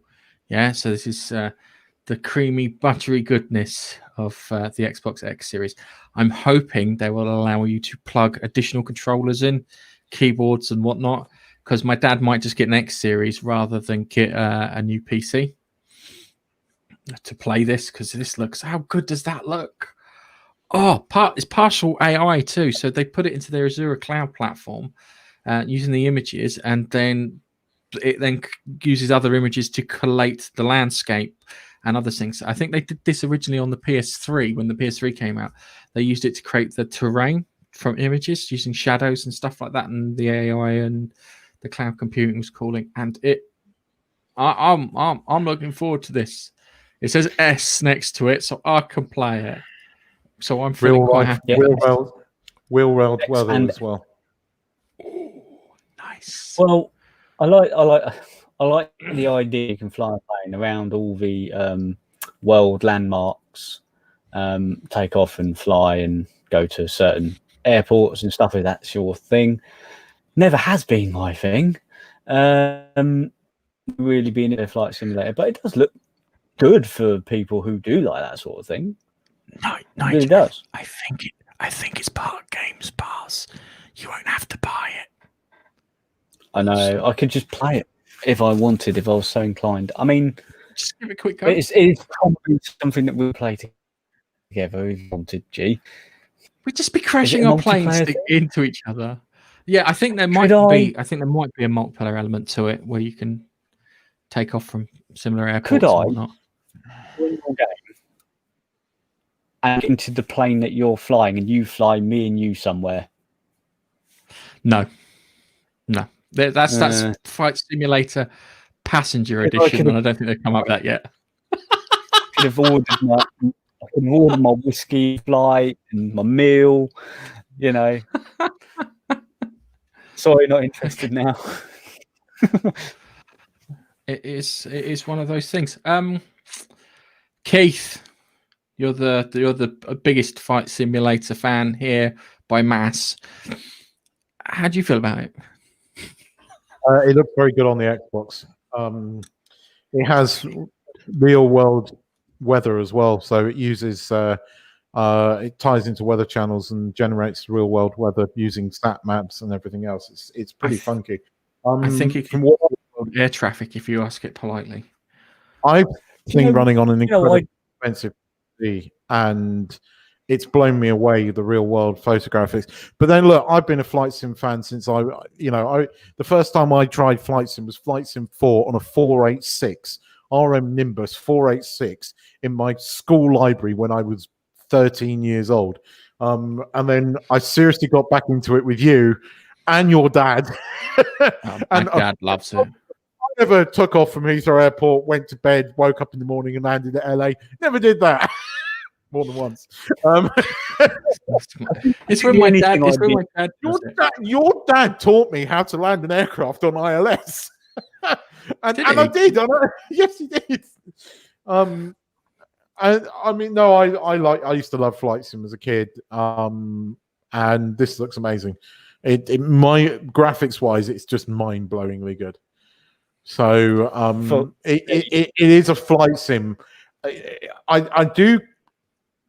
I don't know how well it's going to do on the Xbox because it's not really a game. There are more game elements to it now where, you can do flight school and you can do the challenges and things like that.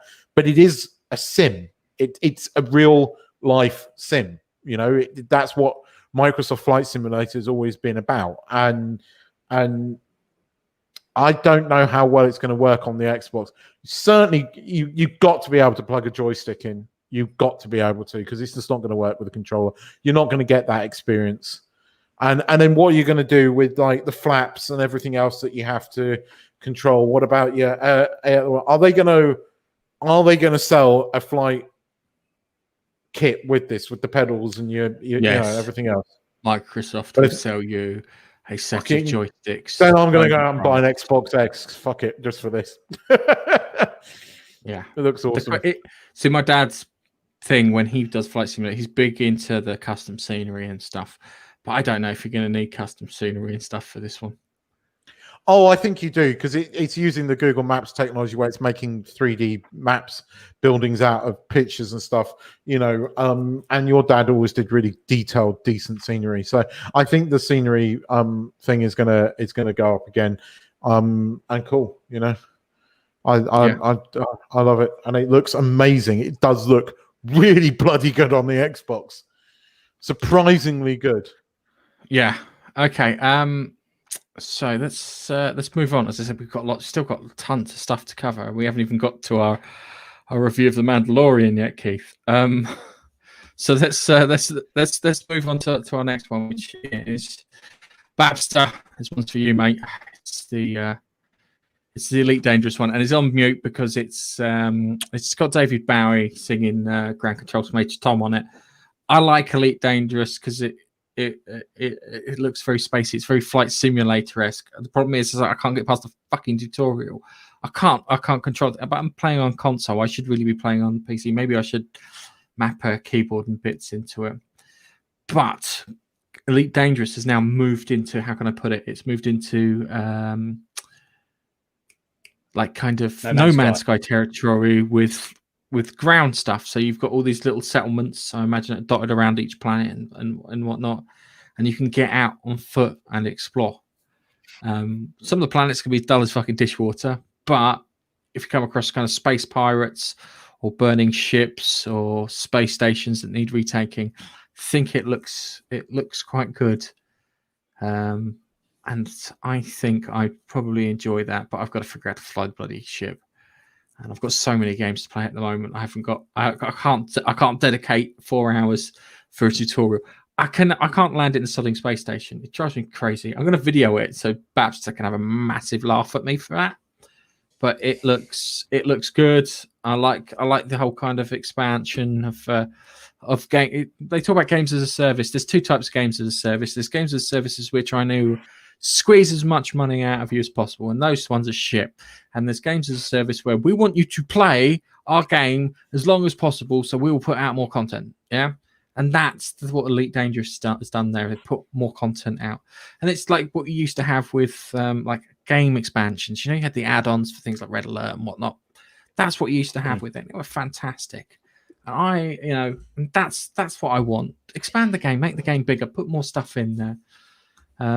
So, Nige, does that look exciting to you? Actually, yeah. I quite like the fact that they're coming out of space and onto planets and build your own base and stuff like that. It does really look. I don't know if it's build your own base, but but you can be in the base, running around with good guns. Well, if you compare that to No Man's Sky, which is what you can do with this, I suppose, graphically, it is a step ahead of No Man's Sky, in my opinion. And the way the guns look, you saw a clip of there, it does look very good. I'm intrigued. Like you, I didn't get past the tutorial because it was telling me what I was meant to be doing in such small font, I couldn't read it. Could not read it. And I didn't know what I was meant to be doing and pushing buttons to push and all that sort of stuff. So effectively, I started the game and got stuck about 20 minutes in because I couldn't read what I was meant to be doing. This was on PC. I couldn't change resolutions and stuff like that. I just gave up. It was a free thing. I'd got a trial. So if this was on maybe PlayStation, where the resolution should be able to read what's going on and learn, I think it could be something I would want to have a go on. But I'm not going to fork out full price for it. I just want to have a little bit of a trial first. Yeah, I'll tell you one thing. Babster, I think, started a new go on No Man's Sky, and I watched the initial part of it when I had a chance, and it was funny because I watched the initial part of it, and then I was like, "That's not the same as the one I've got," because he must have had a load of add-ons for it. But it looks good. Again, expansion. Keep the gamers who are enjoying it, keep them playing, and those who are not as interested but want to pick it up at one point, having like a bundle with all the kind of all the add-ons and stuff is really appealing. When you see a game and it's like kind of, hey, you get the Game of the Year version with all the add-ons, and you're like, yes, thank you very much. I will have that. Okay, so we'll move on to our next one, which is Perfect Dark. Now, I don't know if you remember Perfect Dark. I'll play this one because I think it's from The Initiative, which is a new studio that Microsoft put together in 2018. It's not Rare doing this. Starts off with this kind of funny globe over time kind of thing here. I remember when everything changed. I do too. The floods, the storms, So this is a remake. fires, I don't know if it's a remake or dying a in sequel. the streets. Reboot, maybe. Reboot, I think, is probably the best way of describing it. The corporations gave us solutions.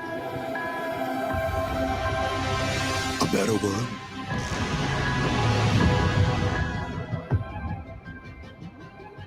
And we welcomed them into our lives. But the laws of nature aren't meant to be broken. We need to know what they're hiding. Cruel world.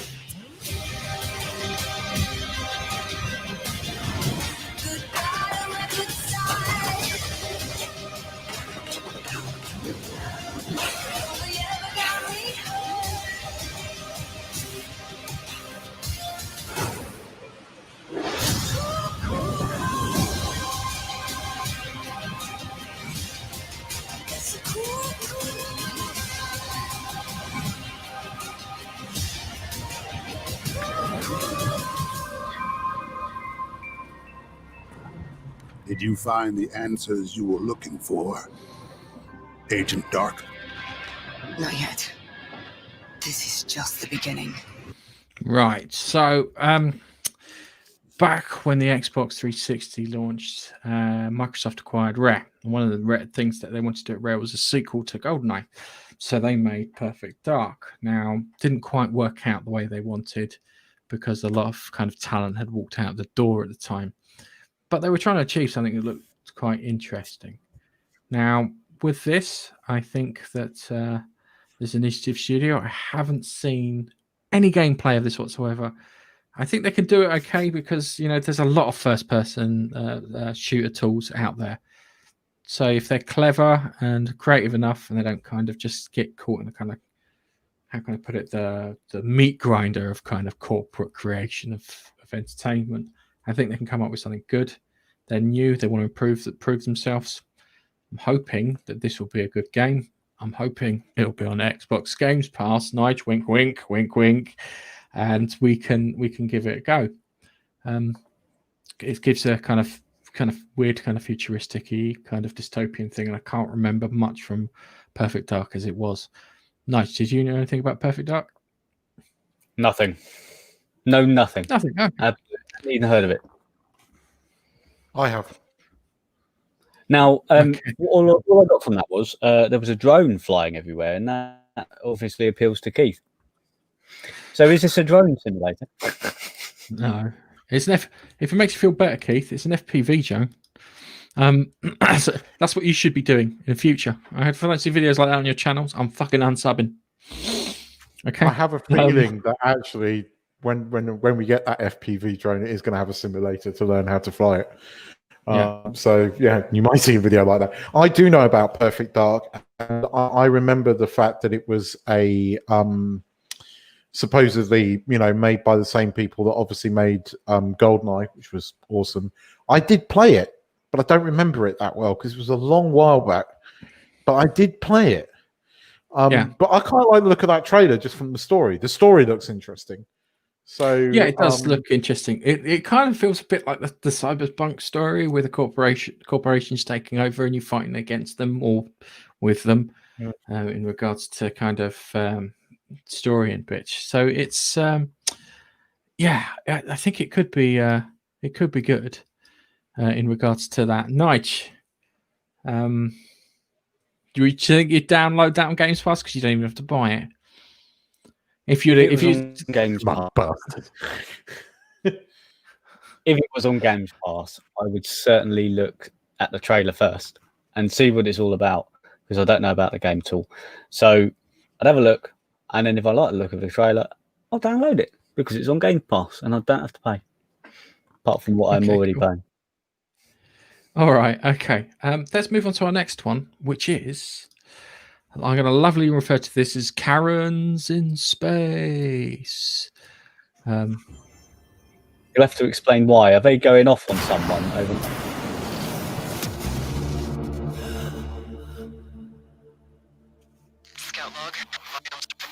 Was it the hairdo? Oh, it's 60 frames a second, isn't it? Yes, bloody 60 frames a second. Sorry.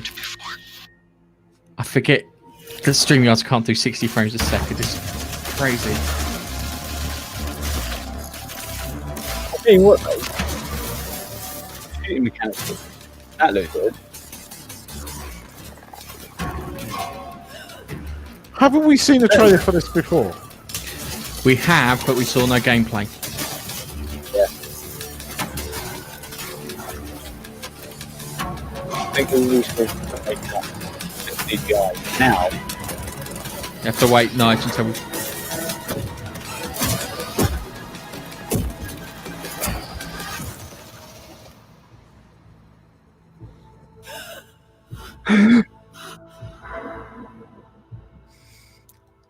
Okay, so we got to see some gameplay, which is quite cool. Nige, you're trying to say something. Can you repeat what you're trying to say, mate?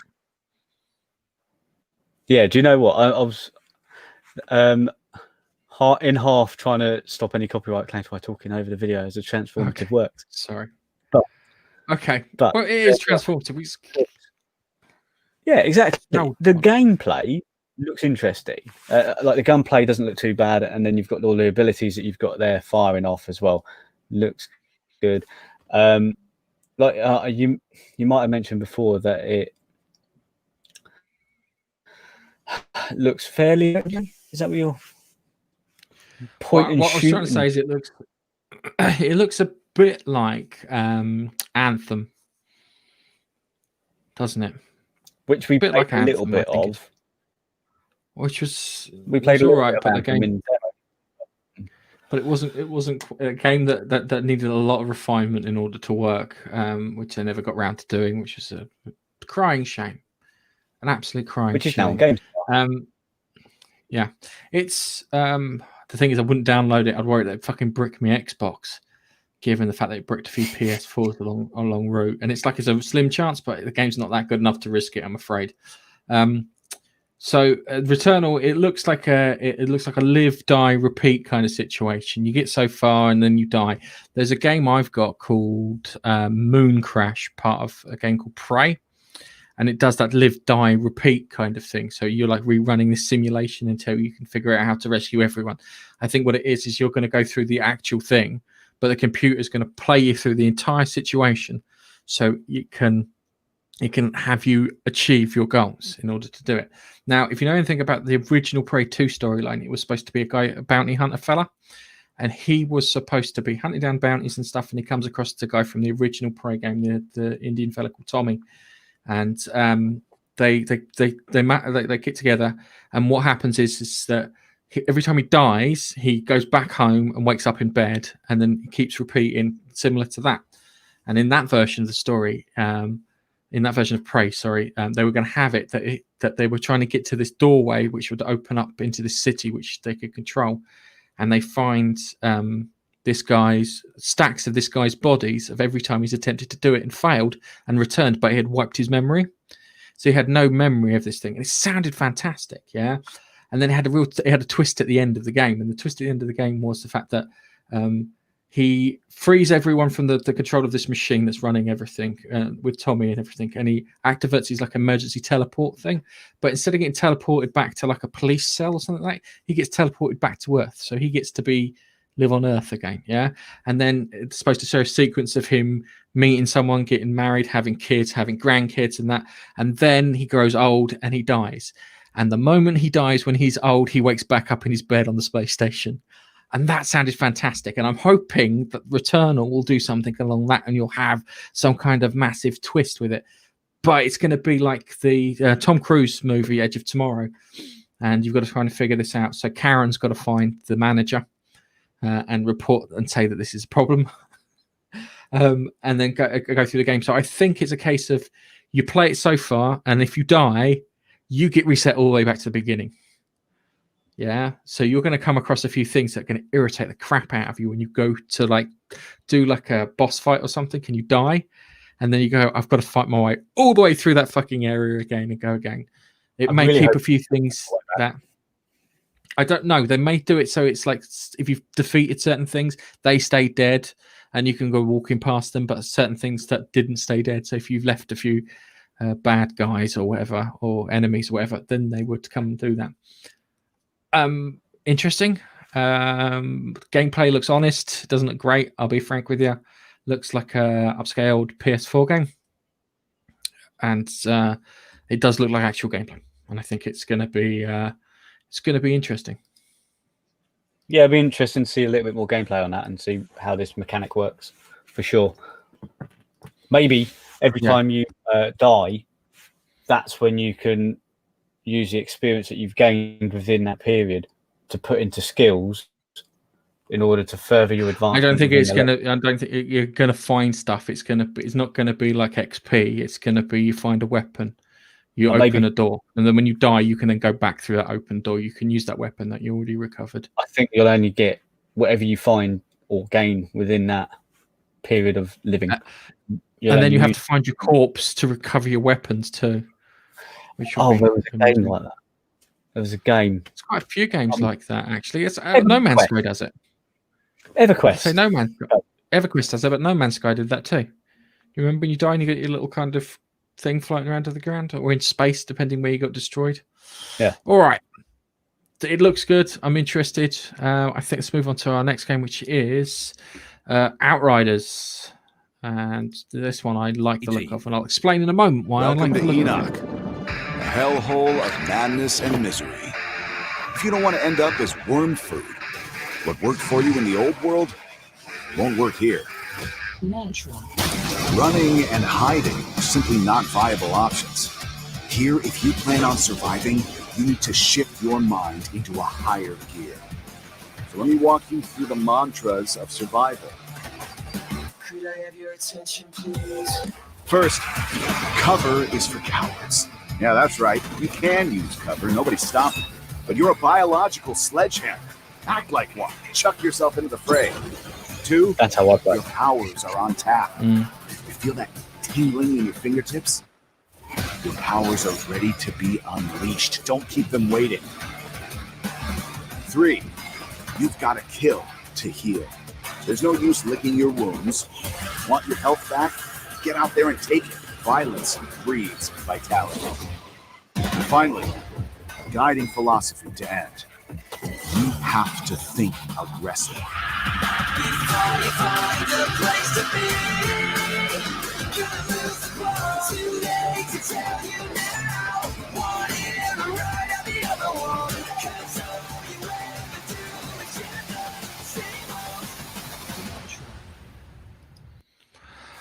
Right.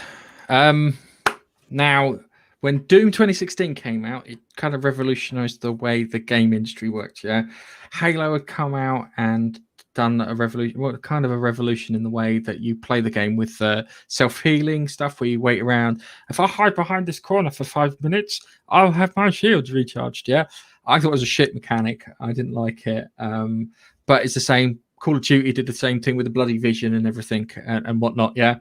Now there was a game called Bulletstorm, and in Bulletstorm, it was kill with style. Yeah, so you've got Doom that recently changed the rule, and Bulletstorm. So Bulletstorm had this thing to kill with style, and you got points for it.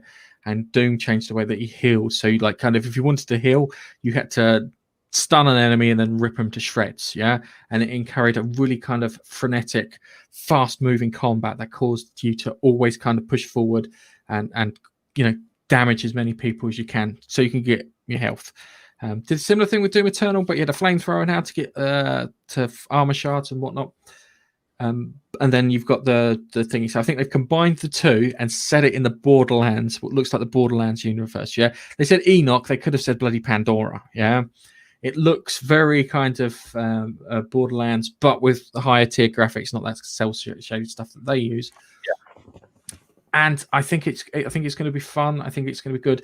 The covers for cowards sort of thing made it a lot more interesting than you get with most games. But yeah, it was. It looks good.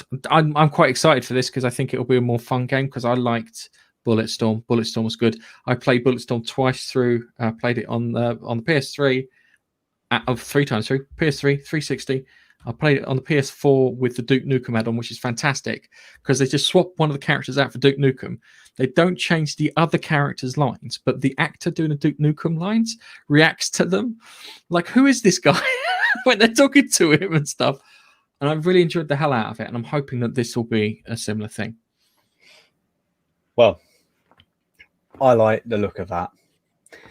I like the fact that they're saying, we don't like campers here. Campers, as you know, in COD or Battlefield and stuff like that, a lot of people, the only people who don't mind campers are people who camp. So in this game, they're rewarding you, but with life, essentially.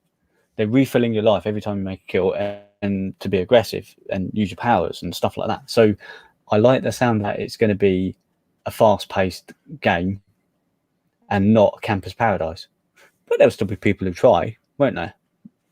Yeah. No, remember, it's not multiplayer; it's like 4-player co-op sort of thing, like Borderlands. I can only assume the way the world is at the moment with gaming, they'll do a multiplayer thing in the future. I can see it happening. They'll put some sort of PP multiplayer Battlefield sort of thing in. I can see it. Yeah. Okay. Sorry. I just been spending most of my time living in the Campus Paradise. That's what came to my mind. Gangsters, campers paradise. Okay, all right. And I keep sort of picturing Nige as a cult leader with his transformative words after he said, sorry. Transformative words. And on that note, we'll move on to our next one because we still got tons of stuff to get through. And this one here, to everyone's surprise and chagrin, is Fallout 76. Yeah, what?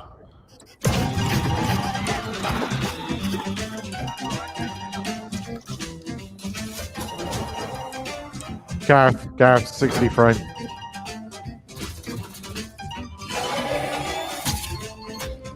I need you. Okay, no, it's moved off, I think. Gale don't like your face. Honey, you picked the wrong time to get a drink.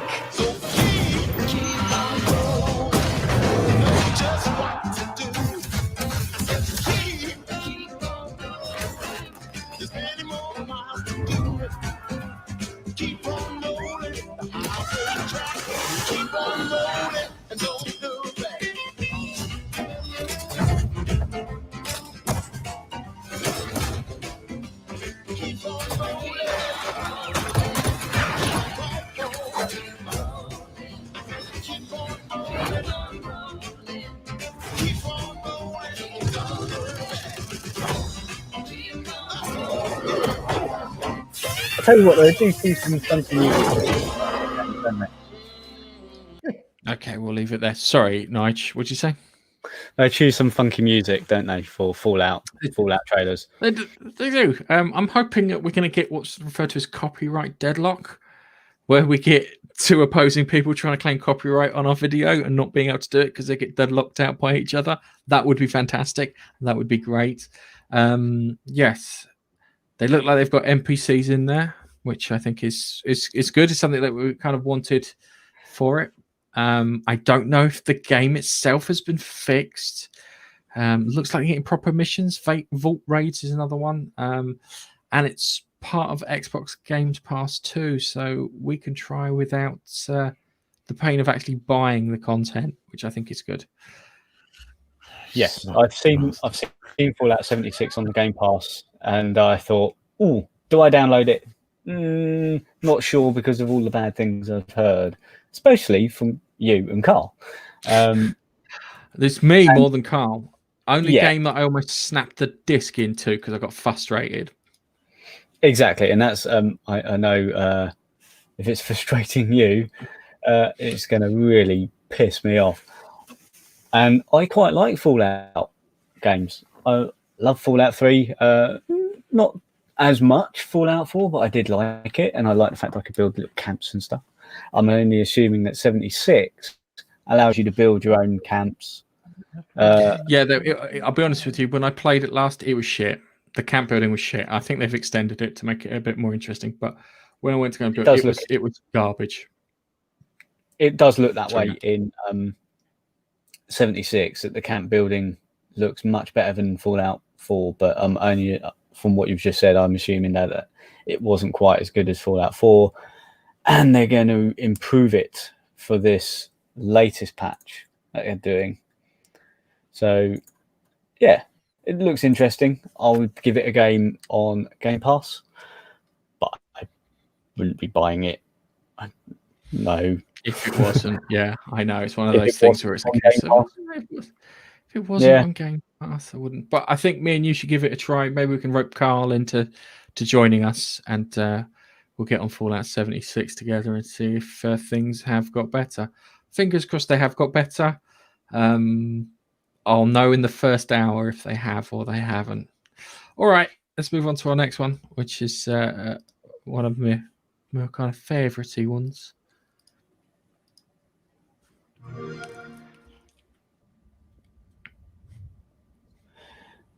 It's awfully quiet. I'm getting used to that Xbox sound.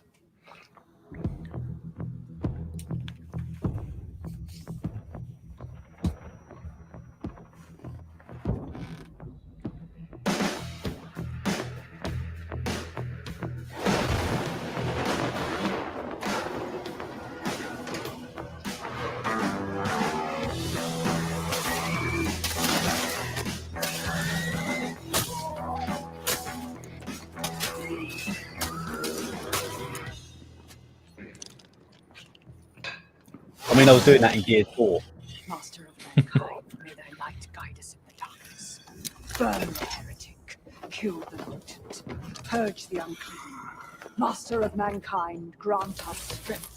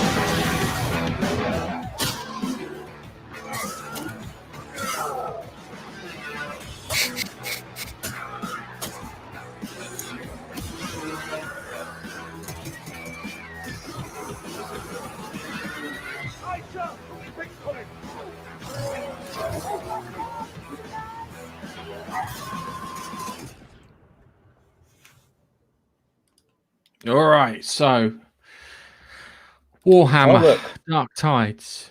So should we come next year? Made by the guys who do Vermintide. I haven't played that. Carl was actually trying to rope me into playing that, and maybe I should give it a go after watching that. It's set on a hive on one of their planets. There's some things noticed like kind of weapons. Got a big old chainsword, which they ripped off in Gears of War. No Space Marines. Warhammer 40k with no Space Marines. Yeah, you got a Berserker in there, which is the big fella. You've got an assassin in there, what looks like an Imperial Guard in there, and some kind of paladin / kind of religious kind of person. You could hear him spouting off.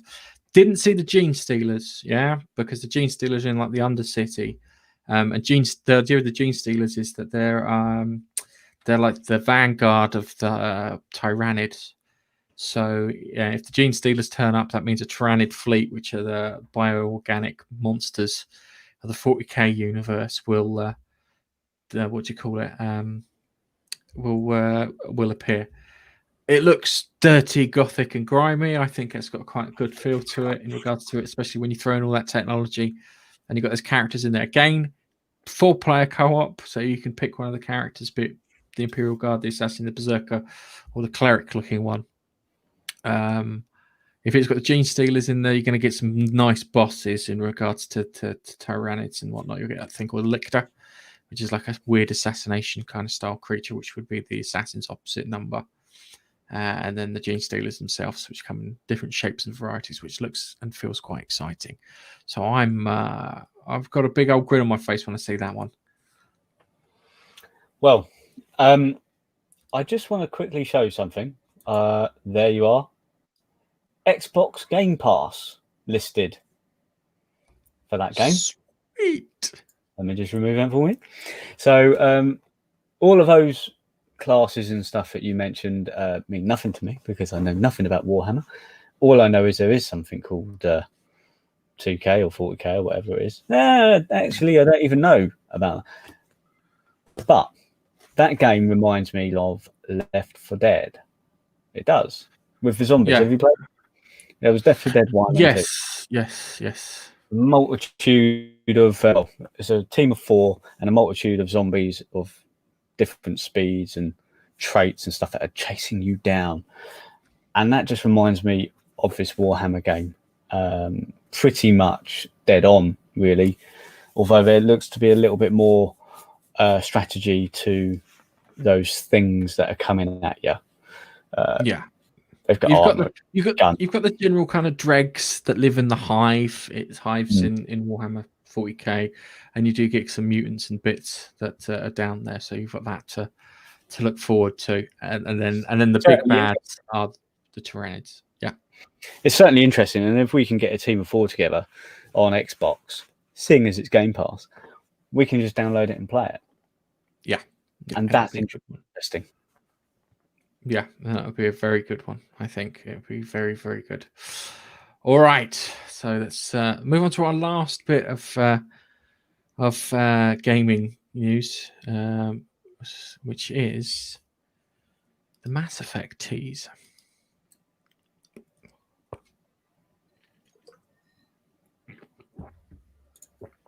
That in the early years of the 20th century, this world was being watched. Roger, copy. Eagle Houston, you're a go for landing, over. Sure, station. Unknown vessel approaching. We need first contact protocols. Humanity now stands as partners in the galaxy. Optics of the way. Godspeed.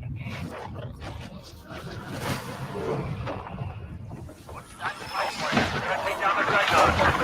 Engines are going abandoned. Is anyone receiving this? We've lost contact. Anomaly readings all across space.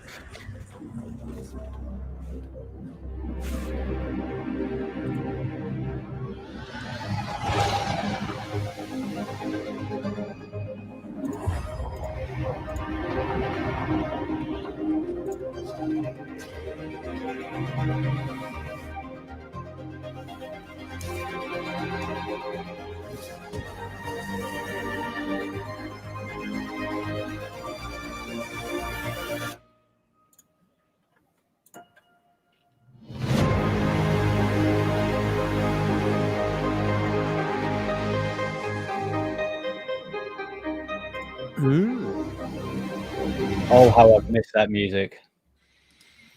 Yeah, that was always good with the Mass Effect music. Jack Wall's soundtrack. He actually said that he did such a good job on the second game that he couldn't come back. He said, "I can't top that." So if you like the music on there, I completely understand why.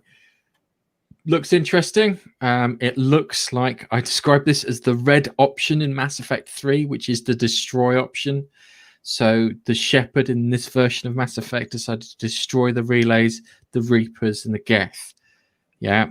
So who came across the Crucible, because you come across, they're flying through space and you see the damaged mass relays. Now, for Keith, who's into Star Trek, the easiest way to describe the mass relays is the mass relays are like the wormholes that take you from the Gamma Quadrant to the Alpha Quadrant and so forth and so on. Yeah. Otherwise, you've got to take a long trek in space, about 70 years.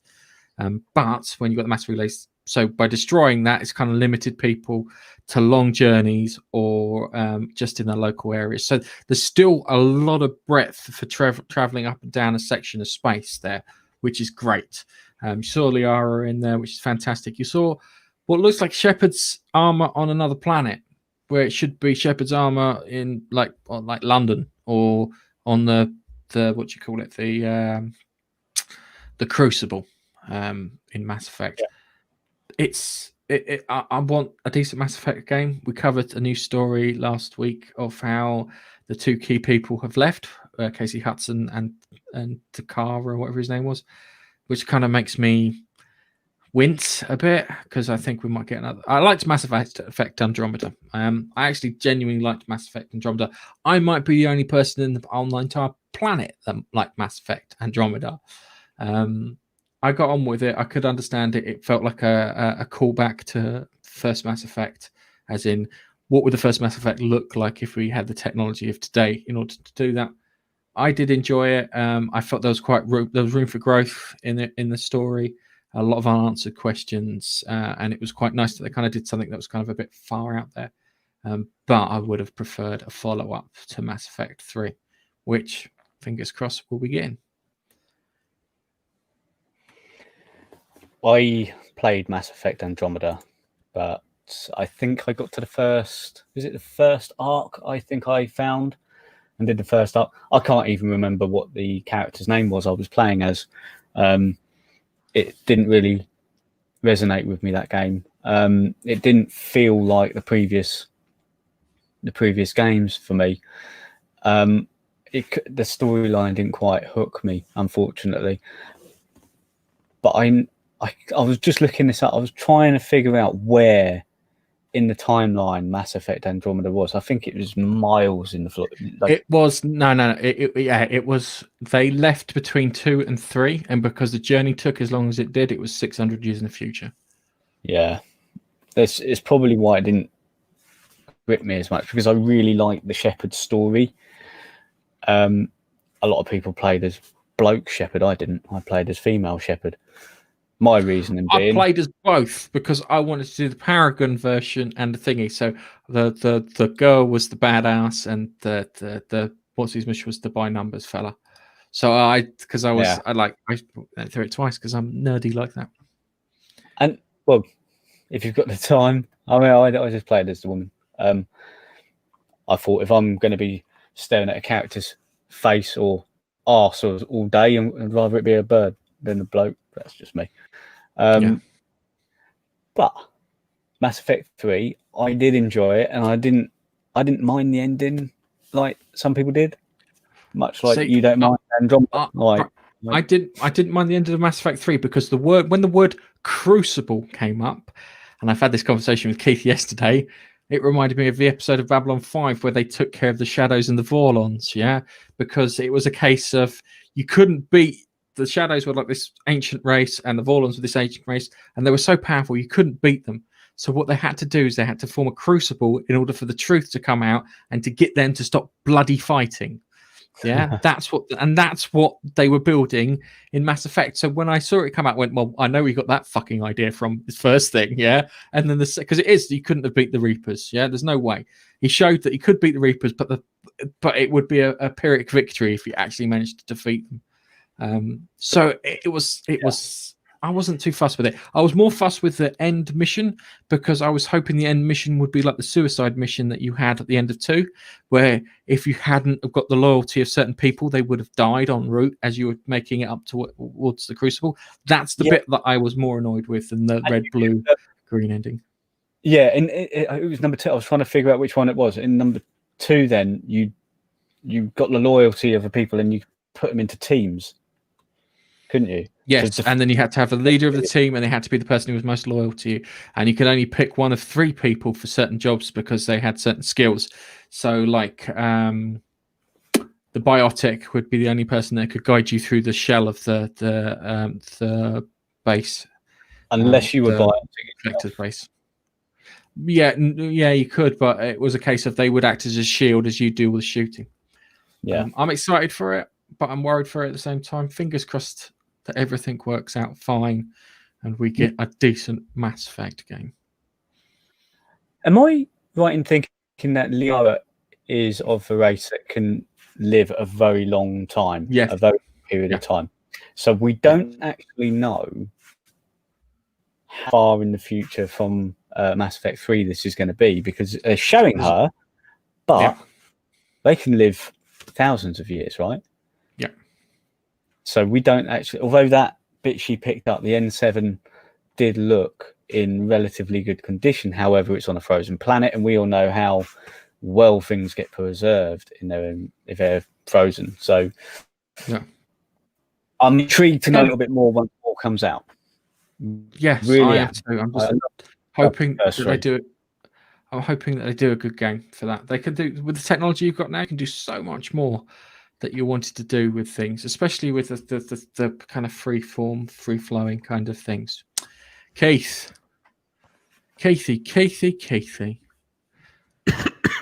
Yes. Sorry, dying. You said you wanted to save it for next week, but no.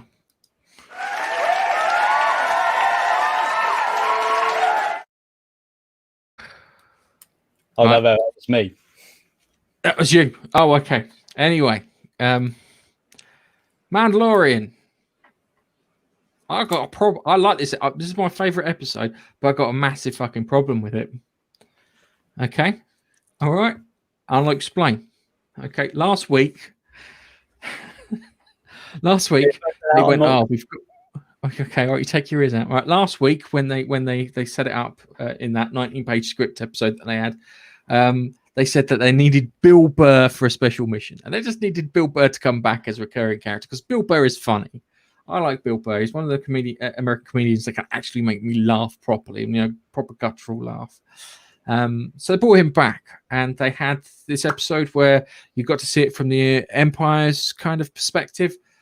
And they had that thing at the beginning where they were trying to get the convoy through, so it felt a bit cowboys and Indians with the old wagon coaches and whatnot, as they got it back to the fort. And then all the people in the fort were like, hey, and they were like celebrating and whatnot. And it showed like a more human kind of, how can I put it? human take on the stormtroopers. So you got to see them as in like they were like regular people, and killing them might make you feel a bit bad because they stepped off of that transport and they were like, kind of, dude, we the men, they think we're fucking awesome, yeah. And they were like, yeah. And then you had the bit where the Mandalorian had to take his helmet off to use the computer terminal, and as soon as he took his helmet off, I went, shit, Bill Burr is dead. I would have liked to have seen him come back once every season as like kind of a recurring guest star, but he's as dead as a can of spam at this point in time. So he took his helmet off and sat down with the Mandalorian and that, and then they had that conversation with the officer, and the officer was, I think we describe him as a guy who always plays bastards. Yeah, whatever it is, he always plays a very bastards. good bastard. Yeah, he does. He plays a very good bastard. And then you had him talk through, and then you kind of got the idea that maybe the stormtroopers are not quite responsible for all the shit that they do, and as the trope goes, they were following orders, even if the orders means wiping out a good chunk of their own. In a reference to Battlefront 2 on the games consoles and bits, where they refer to Project Cinder, which was like the Emperor's like kind of, if I can't have it, burn it to the ground, which was great. And I really appreciate that. And then the bit where he then shoots him, I was going, this is it. Bill Burr's dead. He's dead. And then he's like, oh, he survives. And I'm like, he survived. And then I'm watching him, and then because I'm worried, given the way that if anyone sees the Mandalorian's face, they tend to wind up dead. Yeah, I'm worried because I'm watching it going, crikey, he's gonna cop it on the way out. Yeah, it's gonna be like a Platoon moment, where he's holding the torches over his head. I thought it's going to be like that. It doesn't wind up like that. He winds up taking his revenge on the stormtroopers and leaves. Okay, fantastic episode. Now here's the problem. Yeah, that doesn't set up the last episode. That doesn't set it up. That doesn't put things in place. That doesn't. It does. It feels completely bloody separate from it. Yeah. Yeah, it does. It feels like it's missing 10 minutes more of something else that should have happened, maybe on Moff Gideon's cruiser. Now, the funny thing is, the Mandalorian contacts Moff Gideon's cruiser after finding out where it is, because there's no hyperspace trackers, fucking Ryan Johnson. All right, Moff Gideon's cruiser, and he pretty much regurgitates the speech that he made to him. With you don't, but he added on, you don't know the value and the importance of it. Did enjoy it. Didn't feel like it was setting up that kind of final rundown. That kind of big, exciting episode. It wasn't building to the final episode. You got that sort of, as you made it out, that speech at the end. But I think we're going to get a bumper long episode, and anything can happen. They've got to do something, as I said. They have to top Boba Fett. Even, not that I think it's going to be this now. I still think Mace Windu is coming back, but I don't think it's going to be in this. But you have to see something in this episode for it to be cool. Last season we saw the Darksaber, and I thought, okay, this is setting something up that's interesting. But we have something in this final episode. And I don't know what it's. It could be Bridger, could be Thorne. Yeah. Although I think they're saving Thorne for the Ahsoka series. I don't know. Now, if you got a sort of like purple lightsaber at the end, you just saw the lightsaber, nothing else. It's not going to be Mace Windu. I told you it's not going to be Mace Windu. It's going to be Bridger. And Bridger will be part of this Ahsoka series.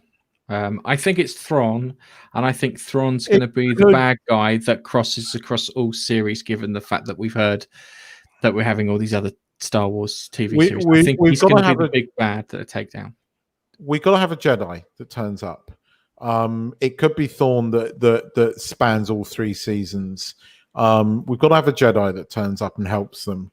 But we might see Sabine. Sabine's got to turn up somewhere. If she does, she'll turn up with Bo-Katan, won't she? If they turn up to help out. Oh, they are. Bo-Katan's going to turn up. It's going to be a team up like. like season 1. So we're going to get Bo-Katan. We're going to get a few others. But we've got to get some kind of Jedi. We've got to get some kind of Jedi action. So Jedi on Jedi action. That's what I'm after. Wink, wink. But we could have an Empire Strikes Back style ending, which wouldn't surprise me if they go for it. If we hang on. Are you telling me they kill off Baby Yoda? No, I think we'll have Baby Yoda possibly showing more dark side tendencies. Maybe even some fucking glowy shit out of his fingers. But I think they're going to do an Empire Strikes Back style ending. We might not see Baby Yoda saved at the end of this. And it could be that Baby Yoda is, all dark sidey, and we need the Jedi to come and pull him back to the thing. They are heavily hinting he's the chosen one. Are you telling me he's going to come out in a little black robe with yellow eyes? No, but I think he might be the one that kills Moff Gideon, and I think he will kill him. And I think that might send him a bit. He might have the lightning thing, and Mando tells him not to do it, and he does it, and he has that little evil grin on his face or something. I think that's the thing we're going to get. I don't think he is going to go to the dark side. I think they're going to toy with us. But they have been hinting for a while that he is the chosen one, which kind of makes sense. And that means that they has to bring balance to the Force. So he is neither light nor dark. So yeah, and they've been hinting at that throughout this season. So I think that's where we're going to see some awesome shit. They have to do that, and I think they will. I was surprised by this episode, but it was a good episode. Bill Burr was quite good in it. I like the fact that he didn't die. I thought the interior of Slave One was pretty cool, especially. I knew that the rotating section. Yeah, that looked cool. I was talking about stupid mechanics like the nacelles on the Voyager and stuff like that, and like the bits with the launch base for the Star Furies, and I think they're stupid, but really fucking awesome at the same time. And that's a bit of stupid space mechanics there with the Slave but it One was awesome. rotating section. I'm really, really looking forward to this final episode. I'd quite like to see Ahsoka turn back up, which I think we might see. I don't know. But I like where these guys are taking it, and it's exciting to be a Star Wars fan at the moment for this. So I enjoyed it. I liked the way he wasted some of those pirates. I thought that was quite cool. Yeah, it was good, and the fact they took his helmet off, and the fact that Bill Burr's character, I can't remember the character's name, but I just know it was Bill Burr. Bill Burr's character said, I won't tell anyone. Yeah, because he was dying at the beginning. It was funny because he was like, "Oh, take your helmet off, take your helmet off, take your helmet." If he gets to a bit, he takes his helmet off, and then his attitude changes to, "I'm not going to tell anyone." Do you know what I mean? Like he's worried that you might kill him, and that's why I was worried he was going to die. But it was good. Bill Burr does a great helicopter story about a guy who takes over his father's helicopter thing. I think I posted it in the notes. I don't know if you watched it, but it was really funny. All right. He is funny. It's been a bloody long trek. Nigel, you can come back in now, mate. It's been a bloody long trek in regards to this. I warned everyone before we started that this was going to be a very long one. So we're going to finish up with our classic...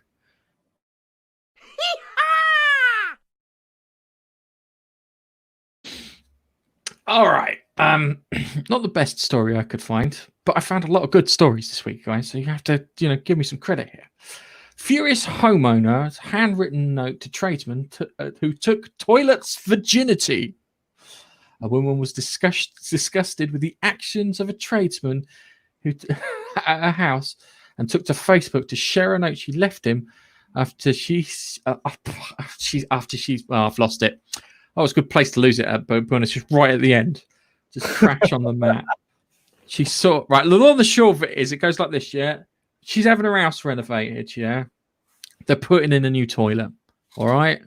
Now, if you're having a new toilet in, you are the one who wants to christen that with a massive poo, all right? But the problem is that the tradesman got there first, She was not happy with this. Yeah, she wrote him a note.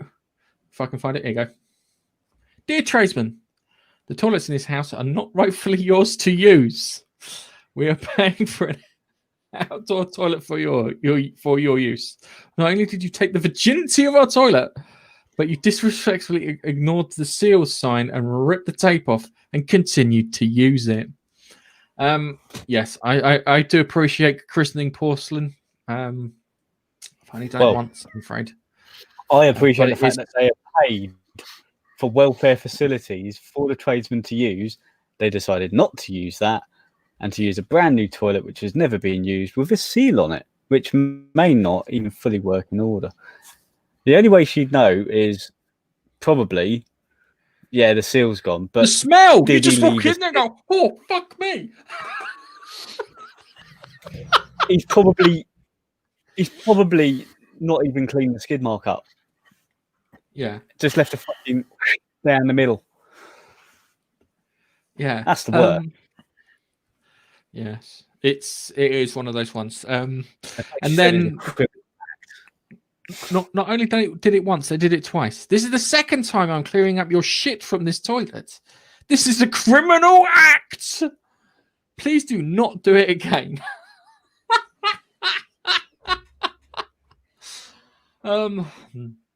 I understand the frustration. It goes out with. It's not a criminal act, unfortunately. All right, it's just a real shitty thing to do. Pardon the pun. Yes, pardon the pun. Yes, it's a shitty thing to do. I know people who are what they're referred to as quantity surveyors. Yeah, and they would delight in hearing this story because they would get that toilet for fucking free after this because of the welfare. They get this toilet for free and the welfare facilities free taken off the bill because of that kind of people. But yeah, I can imagine that. Anyway, it's been a bumper long episode, guys. I think our longest ever. I think. Sorry, it's not our longest ever. Our longest ever is 40 something. And that's when we were at former gaming face punch. I'm not sure if this is our longest monkey nut punch one, though. Certainly is. Certainly the longest one we've done in a while. Yeah. I'm about dead. Oh, dude, we had a lot of stuff to talk about. And if you've managed to make it this far, put your name in the comments because I want to give you a thanks. Yeah? Rather than asking, give us a thumbs up.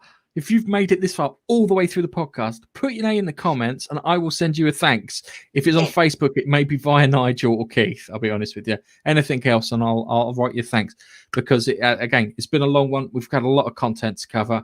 I warned the guys. I said, get on for 3 because it's going to be a long one. They've done well apart from Nigel's internet and Keith's internet. And it's funny because when Nigel's internet started working, Keith's internet stopped working and vice versa. So it looks like they were sharing the same internet connection and maybe living in the same house. So that door behind Keith just there, I think Nigel might be behind it. And on that weird... Oh, so sorry. And on that really weird note, I'll say goodbye. Goodbye, guys. Say goodbye, man. Bye, guys. Goodbye, Nige, can you say some transformative words for us, please? If you've got this far and you're like, don't forget to like the video, subscribe, and all that jazz. Keeps internet proper gone. No, I'm laughing. Follow us on